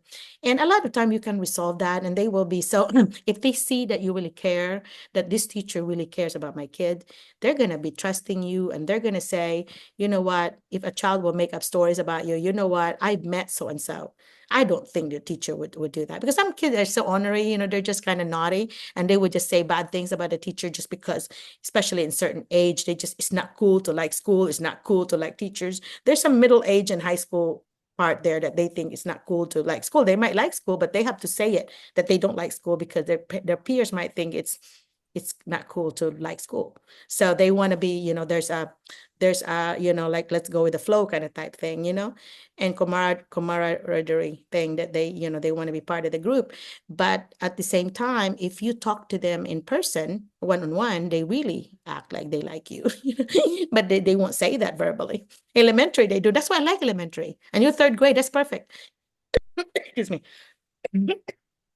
Because they still love you and they can write essays, and they're just, yeah. But when you interview though, Leo, do not just say third grade. Say, I'm open to K6. I'm open. I can teach grade 1 to 6. And I would love to try other grades. That way they don't just look at you as a third grade possibility. You're opening yourself up to more grades. Say, my experience is mostly in third grade, but I'm very open to this. And especially if I have nephews and nieces in different grades, and I have experience dealing with them. So you might not have your own kids, but you have experience dealing with those type of kids, And so some of them would say things like, well, I have studied the standards, and I know, because you're supposed to know the standards of that grade that you have, third grade, and you're supposed to know the standards before you, second grade, and after you, fourth grade. So because I look at the standards before mine, second grade, and after mine, which is fourth grade, then I know where my kids have been and where my kids should be here now, and then where I'm gonna get them ready at the end of the year, ready for fourth grade. So you can say things like that, because you really do have to look for standards anyway. So if you go to the Arkansas State Department, it's always called the state, so Department of Education. So in Arkansas, it would say Arkansas Department of Education, and you put that in quotation, and you put the word standards, and it will just show you the different standards of the different subjects. So yours would be the core areas. You want to look for the standards in literacy, and standard in math, social studies, and science. You want to know and compare it to the Philippines. Is the Philippines using Common Core? Are you using Common Core? Common Core State Yes. Standard? Okay, then you can say that. Make sure you say that. The Philippines is actually aligned to the Common Core State Standards, so that we are, so yours, like Arkansas is pretty much Common Core, but Common Core has become a bad word, bad language here, but bad terms here because parents hated it when it first came out. So they actually called it Arkansas State Standards, but it's really based on Common Core. They just do not want to say that. But because I actually worked at the Department of Education for 3 years, and I was part of the team there that actually, brought teachers there in order to fix or to kind of put our own, input in to kind of see if we can tweak it and put our own deal. Like some of the standards are so vague that we want it to be clearer. So we had a team, like I was in charge of the ninth grade teachers. And so we actually look at the ninth grade standard and look at the standards. Okay, how, when you see this, what do you see kids doing? It's not very clear. So how can we edit it a little bit in order to make it sound clearer? So we did some little tweaking, and then we call it Arkansas standards, but really 95% of it is really CCSS, is really Common Core State Standards. So if you say that on your interview, that the Philippines is already aligned to CCSS or Common Core State Standards, then that's going to be a good thing for you to know that it's now Philippines, after all, is very similar to the US already. Yes. I mean, Philippines is a country that always emulates what the US does. For Our example, curriculum, yes. yeah, because we It's added, always patterned to the yeah, US. it's always, and it's added, you've added 7th and 8th grade. We used to not. I graduated from 6th grade. I went to high school, so I didn't have to do the 7th and 8th grade. Now you do. And even our time of your the start and the end of school year, you have already patterned that to the US, right? You start in August and end in May. Is that right? Yes. Yeah, yeah. May. See, before it was what? We started in May and end in March or something like that, right? Before, is that right? But maybe this time they are planning to return the season to the original month, which is June. So it's starting to reconstruct the months into returning back to that June Really? They don't like because of they the don't like weather the new one? condition. Oh yeah? No, it's because of the weather condition that we Weather have. condition. Yeah, I think that makes sense, really. You have to, but at least they tried it, right? They tried it and see what works or Yes. not, because not everybody's program or, policies would work for somebody else, right? But at least they tried it and see how it works. And that's a good thing, rather than just judge it and you didn't even try it, right? Yeah. Yes, yes, yes. Yeah. So you have any question for me? I know it became long, but it's to me in our Zoom, it's very organic. The participants usually bring the information in, and I usually kind of work around that. But I think everybody learns through that. And I just mentioned the 5 core proposition. That's something that you need to know, because when you interview and you know this 5 core proposition, then you will do a good job of in your interview. For example, the first one is knowledge of students. You have to know your kids. You have to build that rapport and relationship with them before you can even do anything. So that's number 1, knowledge of students. And the next one is knowledge of content, the knowledge of what you're going to teach. That goes together. It's like twins, right? So knowledge of students, knowledge of content. And then a third one is assessment. You have to know the data before you teach. Even you have KWL. You have to know what they know before you teach. And then you have to do during too. How are you doing formative assessment, where you're checking if you understood this? I want you to thumbs up. If you don't, then I want you to do thumbs down. If you are confused, thumbs sideways. Those are some really, really informal assessment you can do to know if your kids are with you. So those are powerful things. And then at the end, how do you know that they know? It could be an exit slip. It could be a reflection journal. It could be anything that you want to check the understanding. So that's assessment. So knowledge of student, knowledge of content, assessment. And the last 2 are easy because they rhyme: reflection and collaboration. So as a good teacher, you're going to reflect. How did that period go? Oh, it did not work. So and so really did not get it. I see the confused look. So tomorrow I need to make sure that so and so, I pull them over and I pull them out to the side and teach and reteach him while others are doing something, because I saw a confused face there. Those are reflection, things that work. If I teach this again, what would I do differently? Okay, if I teach it again, what would I add to this? Or what would I take out because I added this activity, it did not work. So I'm going to tweak it the next time. When I was teaching, I actually wrote down on my lesson plan that because back then it was all written. I would write down on the corner there that next year I'm gonna tweak this. I would use a red pen or a gel pen in order for me to see this. Because when I plan, then again for the next school year, I would look back at my notes. Okay, this lesson did not work, so I need to tweak this. So I made myself a note, and that's reflection. It could be as easy as driving home, or riding in the jeepney home, and then you are thinking about what happened in the class. That's a reflection, right? Thinking about, oh my gosh, so and so really misbehaved today. Why? So those are reflection. And then of course the last thing is collaboration. And collaboration could be collaboration with your colleagues if you do a unit together, if you're going to teach things together. Like my sister and I used to teach at, the same school. So we were like 3 doors away. So we collaborated a lot. We had a monthly project, and our students are the audience is a lot of our presentations. And I would go to, take my whole class to hers, and she would take the whole class to mine. And then we would do a lot of collaborative things. And so that's collaboration. That could be a collaboration with guest speakers in the community. So when I did my safety unit, I invited our fire truck, our ambulance folks, and brought the ambulance with them, the fire truck folk, the firemen, they brought their fire, the fire trucks there. And then I invited a college professor about internet safety. And then I brought like an animal, for the hunting thing. So I brought all these speakers as my resources. And then I even invited a newspaper to cover it in order for them to see that, what's going on in the school.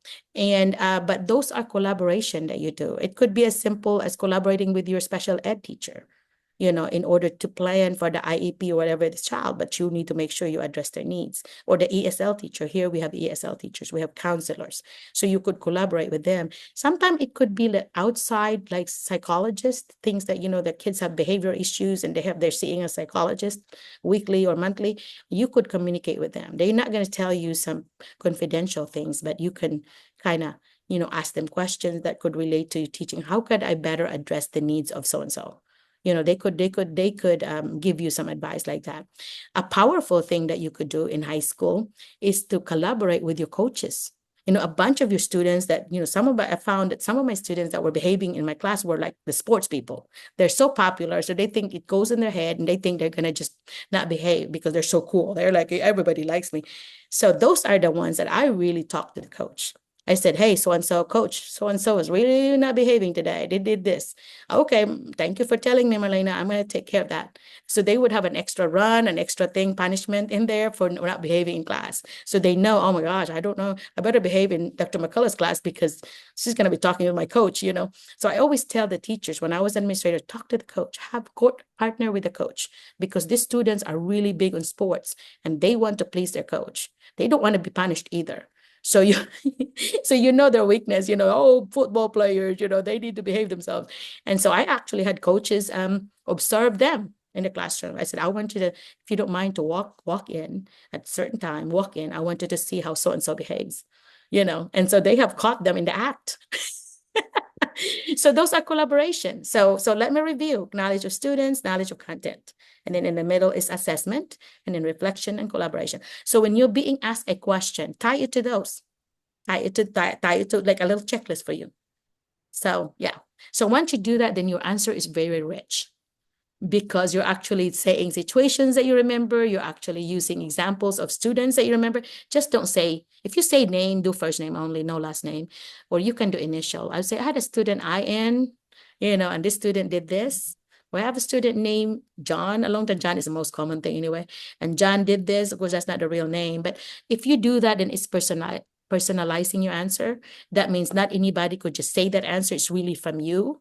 And that makes it good. I think the interview, I think for my part anyway, when I hear somebody saying examples from their own situation, to me, I grade that. We have rubrics. So we would, if you do 10, 9, 8, 7, whatever, that was 10 or 9 for me, because that got into the depth of I want not just generic answer that anybody could say, but you actually told me what Leo's experience was, that you did experience that. You did experience an angry parent. This is how you handled it.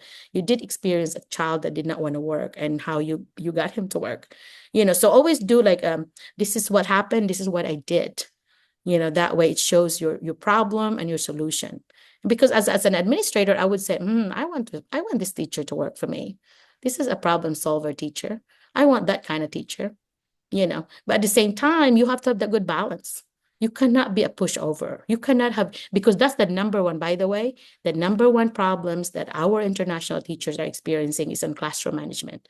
They know their stuff, they know their content, they know the strategies, but they cannot control the classroom because where they're placed and the schools that are needing international teachers are in schools that are rough. They are the poorer schools. They're really, some of them are poorer than the Philippines. That's how bad. Okay, some of them, I had taught a student before that did not have running water, and this was in the 1990s. Did not have running water. They have to go to the river, to go, and that's like a long time ago for the province in the Philippines, right? And this is in the 90s in the US. So you have poverty here, a lot of poverty here. And so in the places where you will be, there will be a lot of possibility that you'll be dealing with really poor kids. Okay. And because of that, they sometimes they don't know any better because their parents are working in 2, 3, 4 jobs in order to just pay their bills. So which means they're so tired when they get home. They don't have time to help with their schooling and to even like they're so tired. Some of them are so in a bad mood. So they would just like, treat their kids, badly without knowing they did that because they're so tired. They're just humans. And so you have to think about the situation. And I used to like get I'm mad at my students because they don't have the materials. They don't have paper and a pencil. I never considered that they're so poor, they can't afford it. So once I realized, yeah, they are poor, I'll just donate some things, or I would get the community to help donate some for my projects, or I would ask the principal, do you have any budget that could buy, my students really cannot afford pens. Do you have a budget somewhere that we could, buy these things? In America, a lot of the schools are giving you $500 every teacher in order to buy the materials you need for the summer. Some of them would do half of that because they will use the other half to pay for that, like copier and all these things that you need. Everybody helps pay.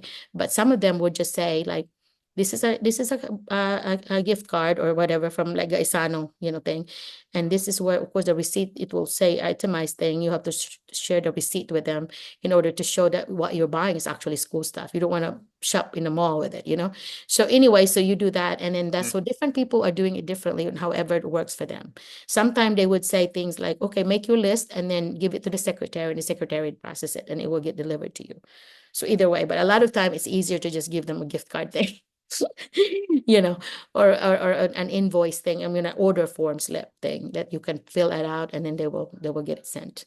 But anyway, but either way, things like that are things that you might want to consider as a teacher coming in another country, because we have our presumptions, like you come in the US and you think, they're just money. It's the road or it's paved with gold or money. No, it's not. You have to work hard and get it, right? And their parents have to, these kids, these poor kids, and sadly, most of these kids are under the minority. It's under either Asians or either African Americans, Latino. They're mostly non-white kids.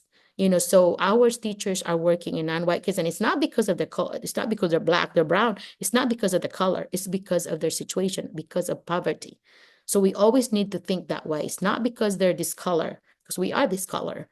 We are also non-white folks, but it's the cultural thing. It's also the situational thing, the poverty thing. Because if you also work in other areas with the same kind of nationality, ethnicity, they're going to perform differently because they have a different environment and they have a different situation at all, So I would never want to hear someone saying, oh, because they're this and that. Don't ever do that. That's very racist. Okay, that's very racist, very stereotypical, because that's not right. You don't know all the blacks, you don't know all the browns, so you don't ever say that. But you can always say poverty is causing it because of the situations they're in. And that could be helped by us helping them, to teach them character development, character education, to teach them the content in a strategy that they like, that they would enjoy, because they may be bored with it. And so you want to make it fun. Like you said something about using games. Those are awesome. They really would like it. Just make sure that the discipline part, like jeopardylabs.com, when they use it, they get so excited, they're so loud. So you want to make sure that, okay, this is the guideline here. So now I know you're going to get excited when you get it right, but try to remember that we have next door neighbors. You have neighbor next door, Miss So-and-so and Miss So-and-so, so you need to make sure we consider that they may be writing something quietly. They might be doing something quiet. So if you're going to get excited, try to control it. Okay. And a lot of time I would say, okay, let's role play that. How does it look like? And then they would say an example and an example. You don't do a loud one screaming where the principal could hear you, all that. But anyway, so what did you hear? I'm talking a lot, and there's like the 10-2 strategy is 10 minutes teacher talk and 2 minutes student talk. And in here it's like 10-minute me and in 2-minute you. I don't think I covered that well. So I want you to process now. So what's your takeaway? What did you take from all that I said? What are the things that you could use? Well, actually, hearing you your experience is really, really hard for me to adjust just kind of culture in the US. And so, what I am bringing in the US is, of course, as a Filipino, we are resilient about the teaching job. And with that resiliency that we have, we can use that to adapt and to be learning a lot from these people, a new environment. And from learning from this new environment, we could apply that to our work because saying as a culture, we have different, culture that we have. But maybe my culture as a Filipino also, I could share a lot for this American student Very that I good. have. Mhm. First is as a Filipino, we are disciplined citizen, and of course, U.S. also are also disciplined, but of course, and in a different views of life, our values is like a family-oriented values. So we could just make like a family here learning in one environment. So we must understand each other. That's why bringing this kind of culture from the Philippines is making a big impact to the students that I could handle in the future. And that one values of the Filipino that can be incorporated to the American culture is the so-called community work, where everyone is being a help, a bayanihan. So we are learning in one environment. We help one another. Okay. I think Very good example. I love the details that you included there because that is correct. Unlike sometimes you can say things like that. Sometimes I hear that in American culture is more individualistic. So unlike the Philippines where we are so community oriented, like everybody's a family. And I know in the US, maybe out in the country, out in the country, which is like the province, out in the country, that in the rural area, maybe it may be true, but maybe in the urban area, in the cities, it might not be true anymore. So that would be something that I could bring to the table. I could actually show them, I could actually show my students at the same time learning. So you always when you say you're teaching, you always say you're learning as well. I think to me, that's like a tennis match. If you hit that ball, you need to hit back. It's a teach and learn situation. So yeah, I love that you said about resiliency and you use the word grit. We have grit and we want to teach that grit to our students. And that is something my sister, who's a sixth grade teacher, still is. She's on her second, two more years to retire. She's always teaching her unit is about us, about who am I in the beginning of the year. And grit is one of her lessons. It's like we have to have grit. And what are examples of this? She would read books about, people with grits.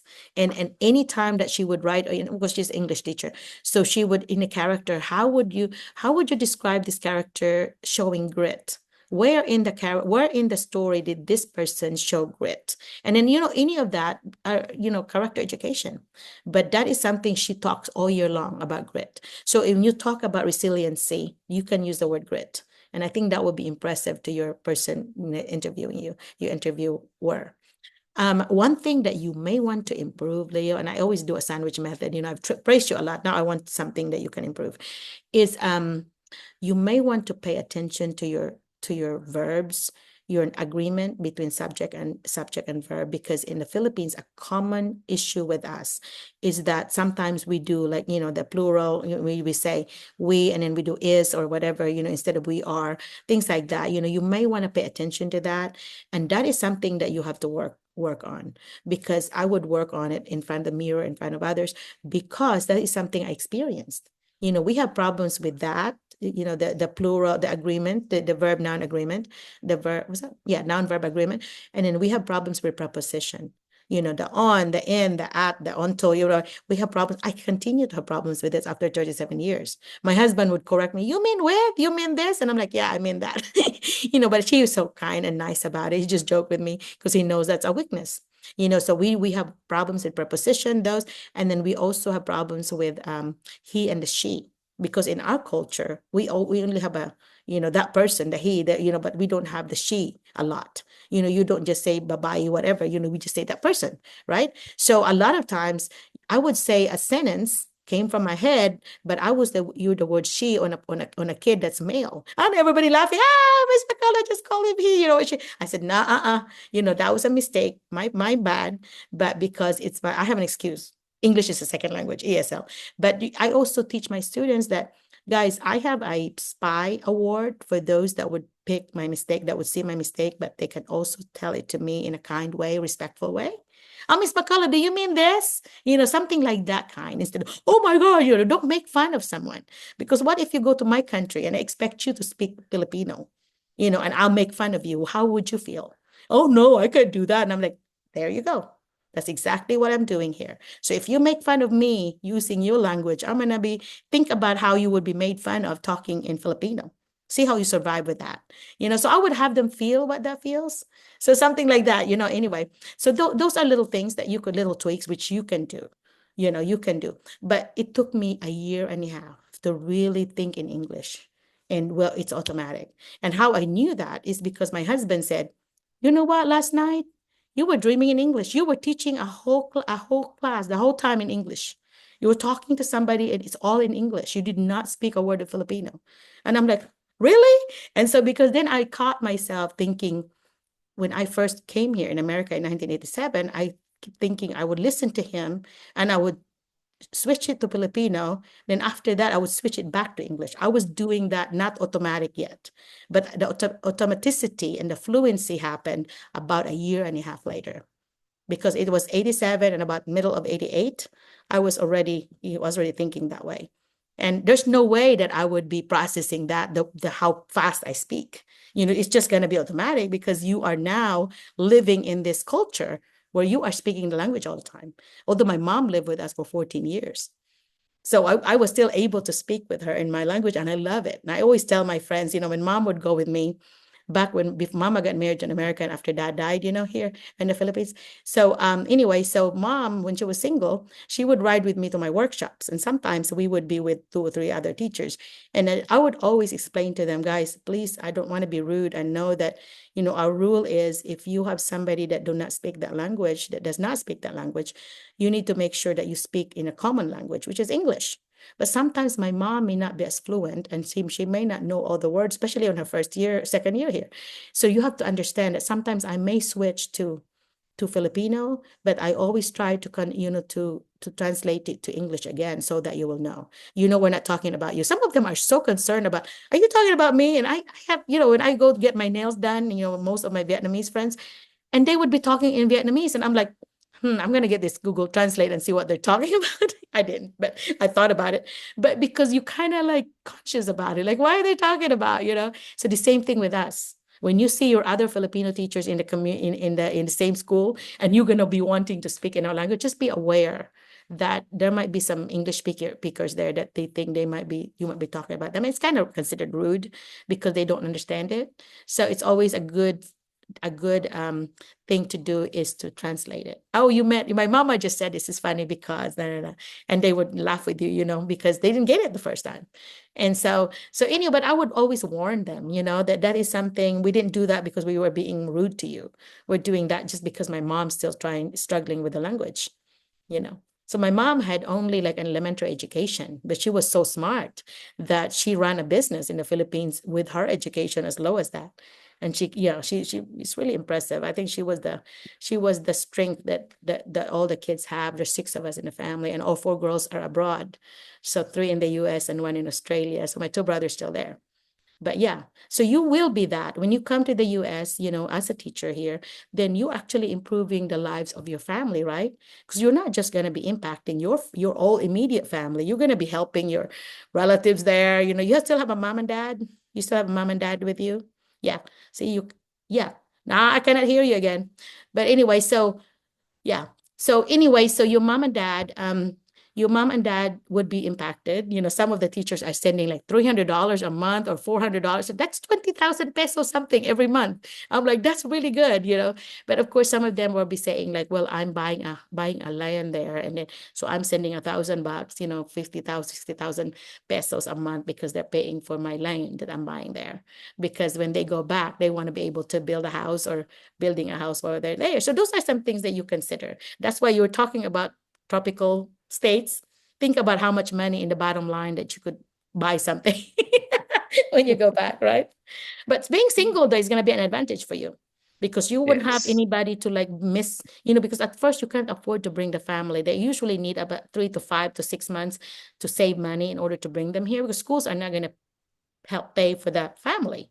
It's going to be you. And every child, every person that you bring, the fare is maybe, is maybe 1,000 something, and then plus their insurance and their, the other paperwork. So maybe you may be taking about close to $2,000. So about 120,000 pesos for every family member. So you have to like save this. But of course, their pay is pretty good. So a lot of them could actually save like between $2,000 to $3,000. So between 120 to 180,000 pesos every month that they could save. You could put in the bank and to do whatever. So yeah, so that's encouraging, right? But it's not all about money. And I'm so glad that you mentioned the money part, the economic situation part at the end. Because some of them would say, oh, because of greener pasture, because I want to, they pay more money. Then if you do that, then it's all about money instead of about what you learn and what you teach and all about kids. So if you're going to say that, then put at the end. I would say things like, well, it would not hurt that it pays 10 times more than the Philippines. So it would kind of just say, make it like a joke part, at the end. Like it would not hurt that it's 10 times more or 8 times more than what I get paid now, for the same work. So that's very encouraging. But really it's all about kids. If you say that it's all about kids, perfect. Okay? So if you say in one sentence what you learned from this, from what we just said a few minutes ago, what would you say? Well, I guess 3 words. Give me 3 words that you learned. I learned here, what I've learned here in this webinar, it's very informative, um, economical, and of course, a cultural value from my country and to your country that you are working with. Yeah, cultural sharing. Yeah, good. Thank you. Yeah, I'm glad that I'm glad you feel informed because that is exactly my goal. And I don't charge for this, by the way, and I charge schools when I go visit. That's who I charge. I don't charge Filipinos. So this is my give back. Now that I'm retired, I'm like, what can I do to help? And this is my way to help. And all I ask, and people always ask me, how much do should I pay you? And I said, no, the way you pay me is to help somebody. You pay it forward by helping somebody next and help somebody and do not charge them. And that is how you can pay me back. And that way that kindness will just grow, right? Will just grow and grow and grow. And that's what we should do as Filipinos, I think, is helping each other. And not just Filipinos. I help international teachers, anybody that's from another country to come to the US. But I feel more comfortable with Filipinos right now because that's what I'm used to. But I am now getting other cultures and I'm also learning about their culture, which I love. So yeah, it's open to all international teachers. And the schools are actually encouraging me to like get some more teachers from other countries. Because what happened is in the visa sponsors, they have a limit of like Philippines can be 20% or 30%. So the others have to be from another country. So if a visa sponsor would say, I already met my Filipino requirement because there's so many of you guys coming, wanting to come. So now I needed something from somebody from another culture, from another, another continent or another country, because we already got the Filipino limit here. So they have such thing as a limit. So yeah, I hear Glenn from Minga House Foundation, the Glenn, Glen at mingahouse.org. He is Glenn Galindo. He's American, but he is in Colombia. And he had built this nonprofit organization in the coffee country there. And he's invited me to come. And one of these days I will. But he helps teachers. Nonprofit, he had helped more than 10,000 teachers possibly. And anyway, but he's been in business for more than 10 years. So anyway, but he has a very active website there, and he would answer you. But if you email him at glenn@mingahouse.org and just mention my name, Dr. Merlina, told me about you, or he will know that I shared with you. And he is looking for a lot of teachers right now. So if you email Glenn at mingahouse.org, one N on Glenn, then he will be able to guide you in the right place. He would help you connect with a visa sponsor. And the nice thing about it, because he is a nonprofit, if he charged you, he would not charge you a lot. Like some people would charge $5,000-$6,000 just for their fee as a third party agency. That's not Glenn. Glenn is more of, I want to help teachers, but I have to have a little bit of something in order to get the foundation going, because the sponsors would also help him a little. And so the Filipino teachers or the international teachers would help him a little, and that would help his organization. But I trust him. I have talked to him a few times, and I really trust him because his heart is in the right place. He really wants to help teachers. And so he is, in fact, his compound now, and sounds like a big palace or a big compound there. And he has like a teacher training place. He has a lot of training going on, and that's what I want to see. I want to see how he's doing it, because I'm impressed with him and his program. So yeah, so his website is also posted on our Facebook side. So make sure that you become a member of that, so you can do that easily by telling me, by sending me your resume and cover letter, and you will have all those links, including Glenn's. So I will include Glenn's and Cultural Vistas, which is C. Gillum. So I'll include those two, because those are the two I really trust and work with, who to work with. Okay. Any question for me before I let you go and talk to another person? Since I have been joining this webinar the first time, I don't know where I joined linkages in this website, because it just pop up on my Facebook account. And so It's the same. It's always the same. What you use today is the same. So, but if you email me, you will have the link there too. So make sure you email McCullough Merlina at Gmail, and then you will have all this information, including the link and the dates that we will meet. So because we always meet every other Saturday, same time, same link. So if you skip next weekend, the next Saturday, we will meet. That's how it works. Okay. So you just another remember. question. Another question, Dr. McCullough. Can I invite some of my colleagues as to many as also you want? participate? Yes, and invite them to become a member of our Facebook and YouTube, because I post a lot of information that's just helpful, not just as teaching teachers in the US, but also your situation right now, teaching in the Philippines, right? Okay. So yeah, do invite. I want you to, my goal right now on Facebook, I have about close to 7,000 members. My goal is 10,000 by the end of the year.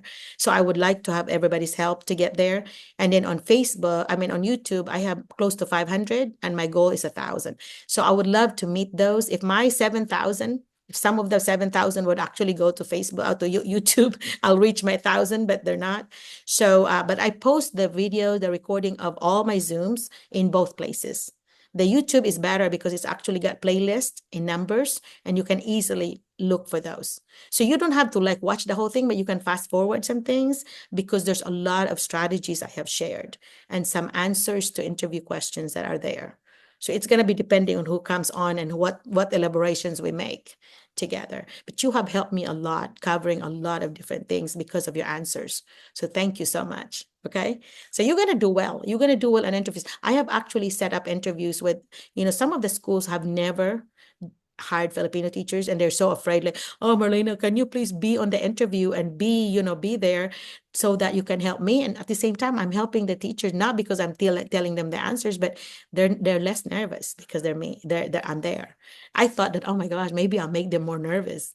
But Giselle, you're still here. I was there in Giselle's one of her interviews. Giselle, did that help you or hurt you when I was there? It really did help, Doc.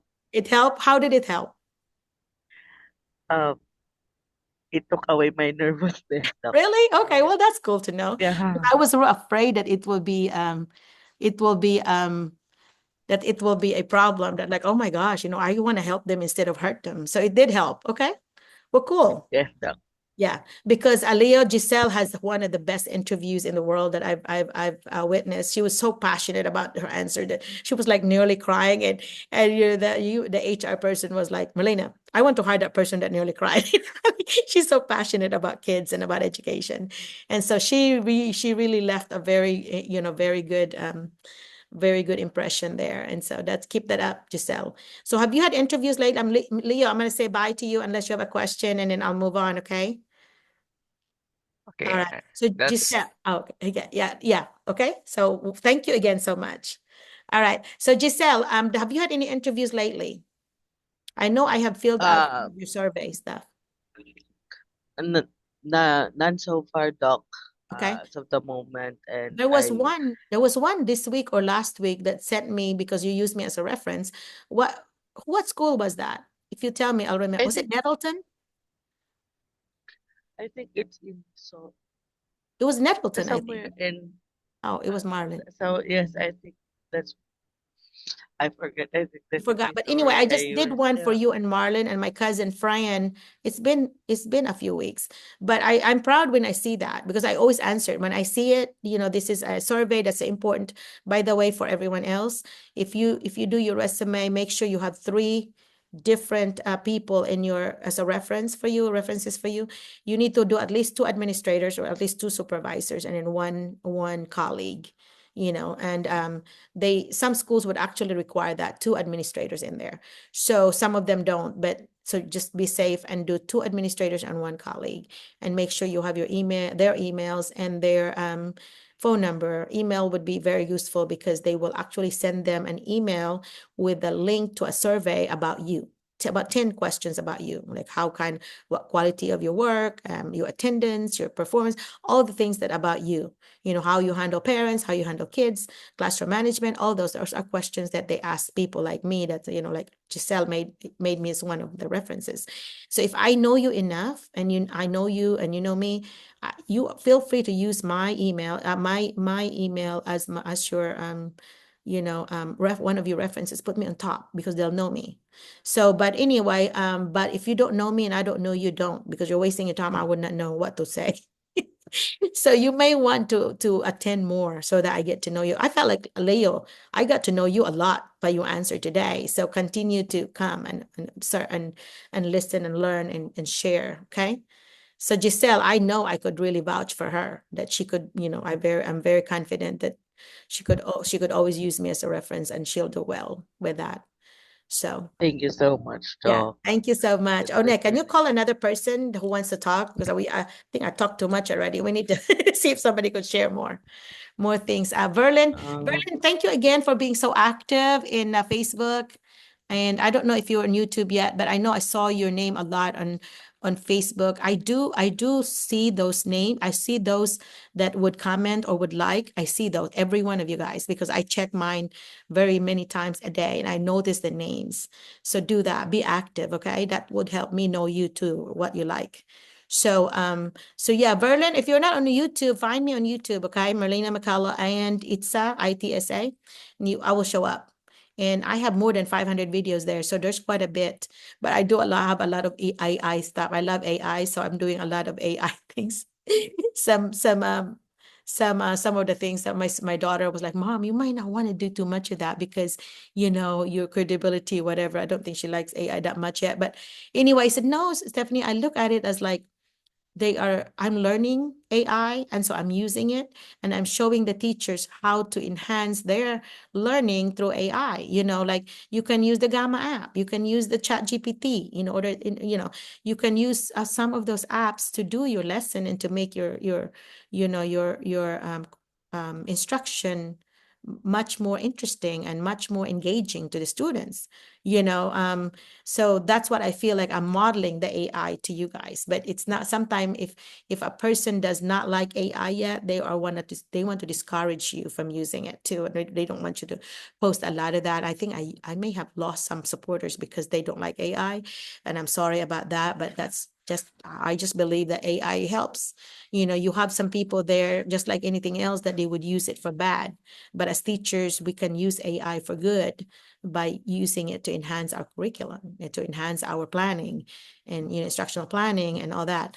Because I pretty much ask AI to do anything for me now. List this, create this, write a letter of introduction, write a cover letter for this, and then I give the information, and it will just write it for you really quickly. You can even say, write an autobiography, and then you put the information there, and they will try to, I mean, AI would try to make it into like chapters or paragraph or what. I mean, they number them, and I would say, no, make it a paragraph format or whatever. So you always talk to it like as if you're talking to a person, because it responds like a person. So Chat GPT is one of those that I really, really, really highly recommend. But also be careful about some of the information, because my kids were warning me that, Mom, some of this information are not even right, because some, I think was some Reddit or some websites where some people were putting the wrong information, and to see if AI would pick it up and also say it again. So you really have to pay attention. And is this really right, or is this fake something? So that's why it's important to read it before you even share it. Always read it. Is this something that's true? Can I verify this? If it's something that's not true, that I think is not true, I would verify it and look further before you would actually share it as yours. And I always give it I would always acknowledge that AI supported or created through using for example, Photo Lab is my favorite because of that picture thing that they do. Photo Lab and CapCut, CapCut. CapCut app is really nice. So those two things I like. And the students can use them if they do presentation and they want to use some of the templates, for example. And so because at the Photo Lab, you will take your picture and it will apply it to the template, the picture that they want, and then it will enhance it, make you look way nicer. Like if you look at some of my videos, like, that's not her. Well, because I sometimes would use my wedding picture, instead of my picture now, because I wanted younger look sometimes. And that's why, you don't even look like you. It doesn't look like me, especially if I use my picture from 30 years ago. But I have a reason for it. Some of them I actually would use my present picture. So anyway, Giselle, thank you so much for that. Is there somebody, Giselle? Verlin just put a thumbs up. Thank you for that. I saw that. Verlin, do you have something to say before Giselle would call somebody else for me? No, ma'am, I have nothing to say. What have you done lately? Have you applied anywhere?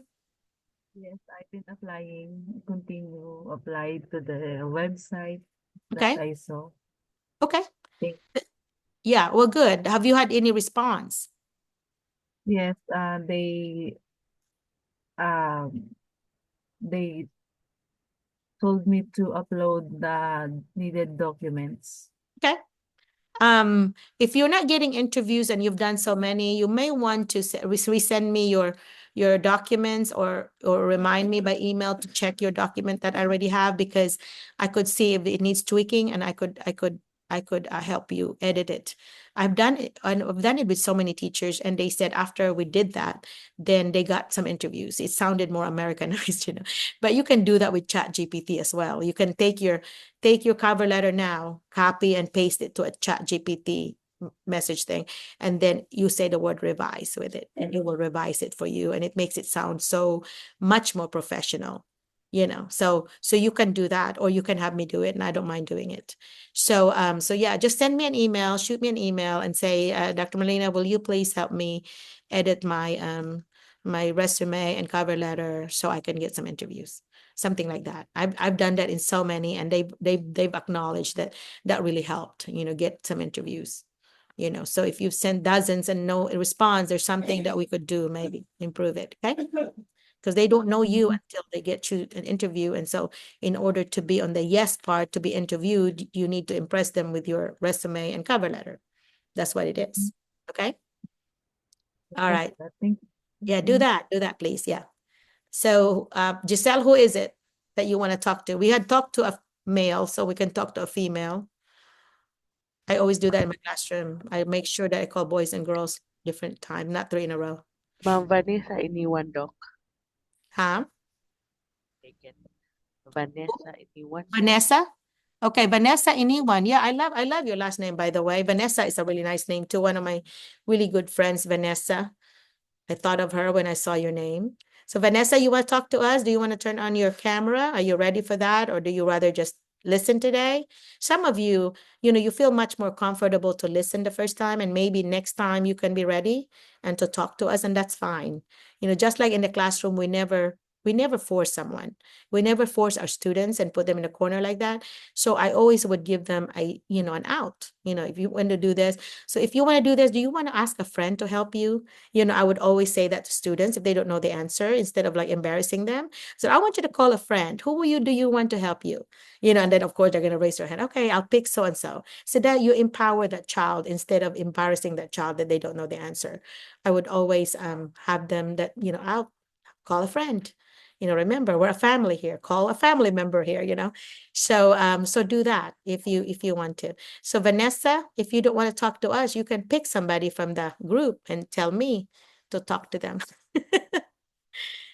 Or not. I don't know if Vanessa is able to hear me. She may be asleep already. It's late now. Vanessa, you still in? Okay. We are now, I think it's very late in the Philippines, now close to midnight. So how about M. Rapas? Do you want to talk to us, or Eden Arpan? Yeah, there Yes, yes, Doc. Good morning. Good evening here. Yes, Good yes. morning there. Good morning soon there. Mm, yes, it's already 11:52 here in Philippines. I'm so sorry.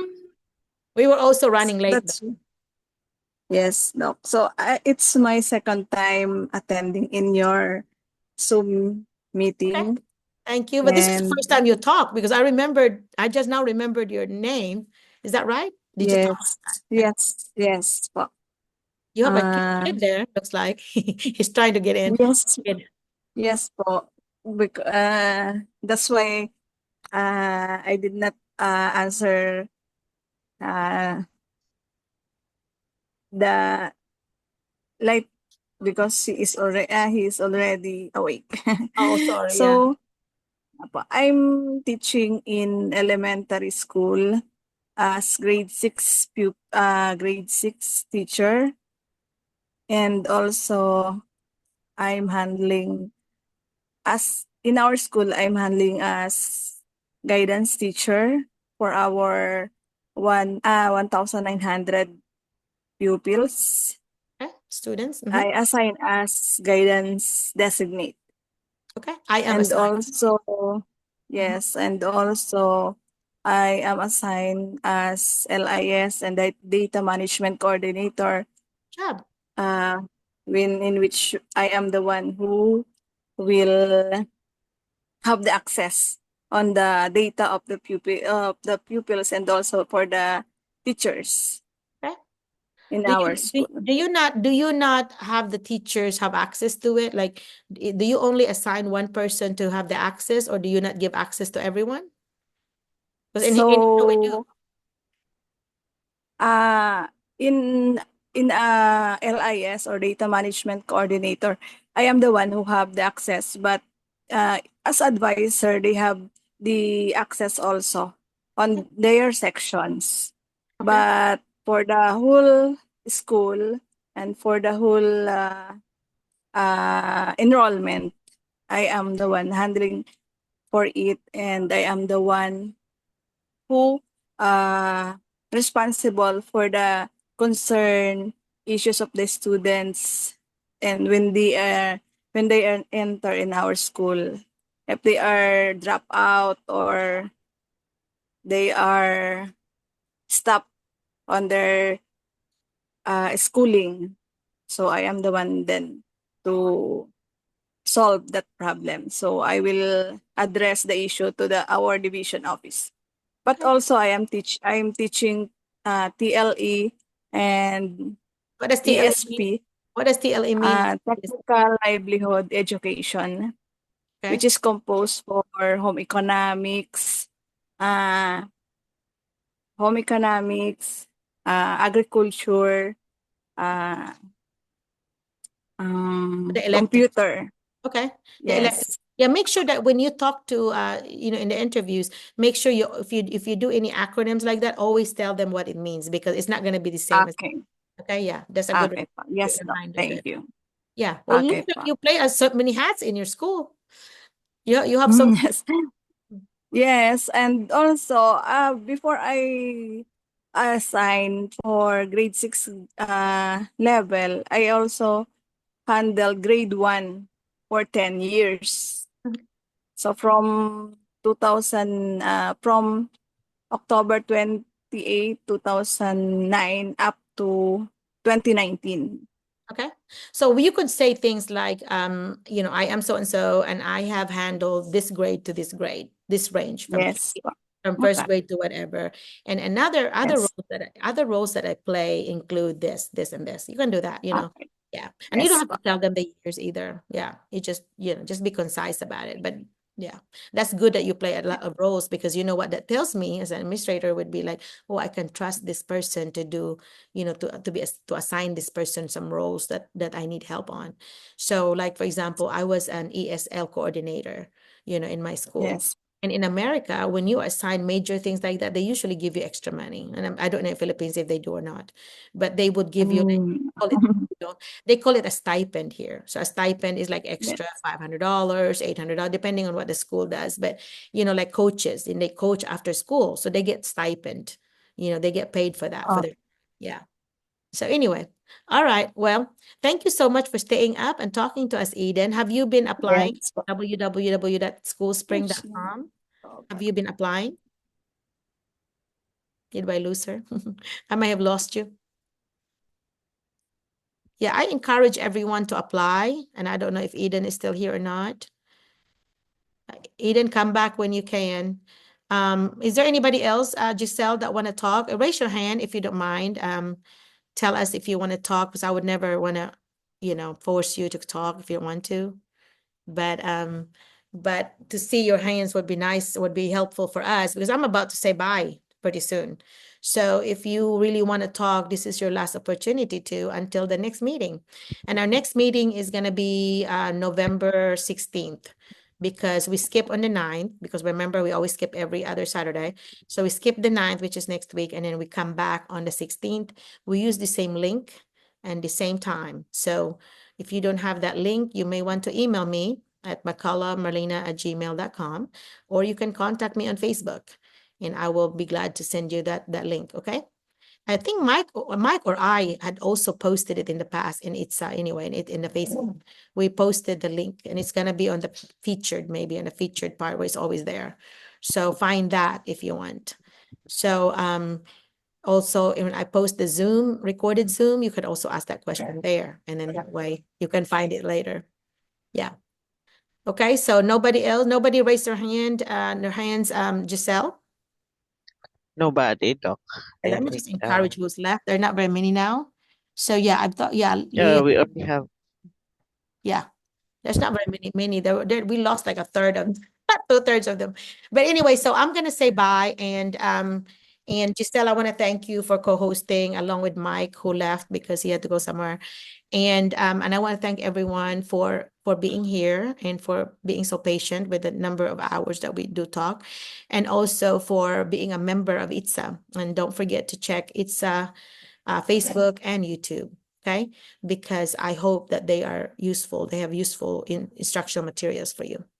Okay, last message, Giselle, before we leave and say bye. We have a just game thank today you, where one, Doc. huh? Thank you for Oh, everything. you're Yeah. welcome. You're welcome. And Thank you. Ma'am Frana is not here today because of her internet issues. Oh, okay. Well, Also, that's why I'm late. yeah, okay. Oh, yeah. So Walmart is going.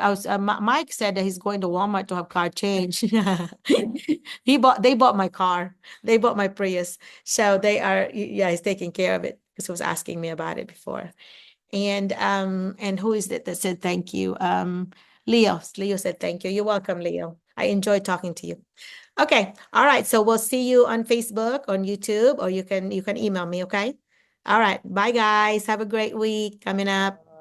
Okay. Bye-bye. Bye, Yeah, you are everyone. making a difference, so continue to do so. Okay. making a difference in the children's lives. Okay, Giselle, you can end us if you want to. I think you have the control.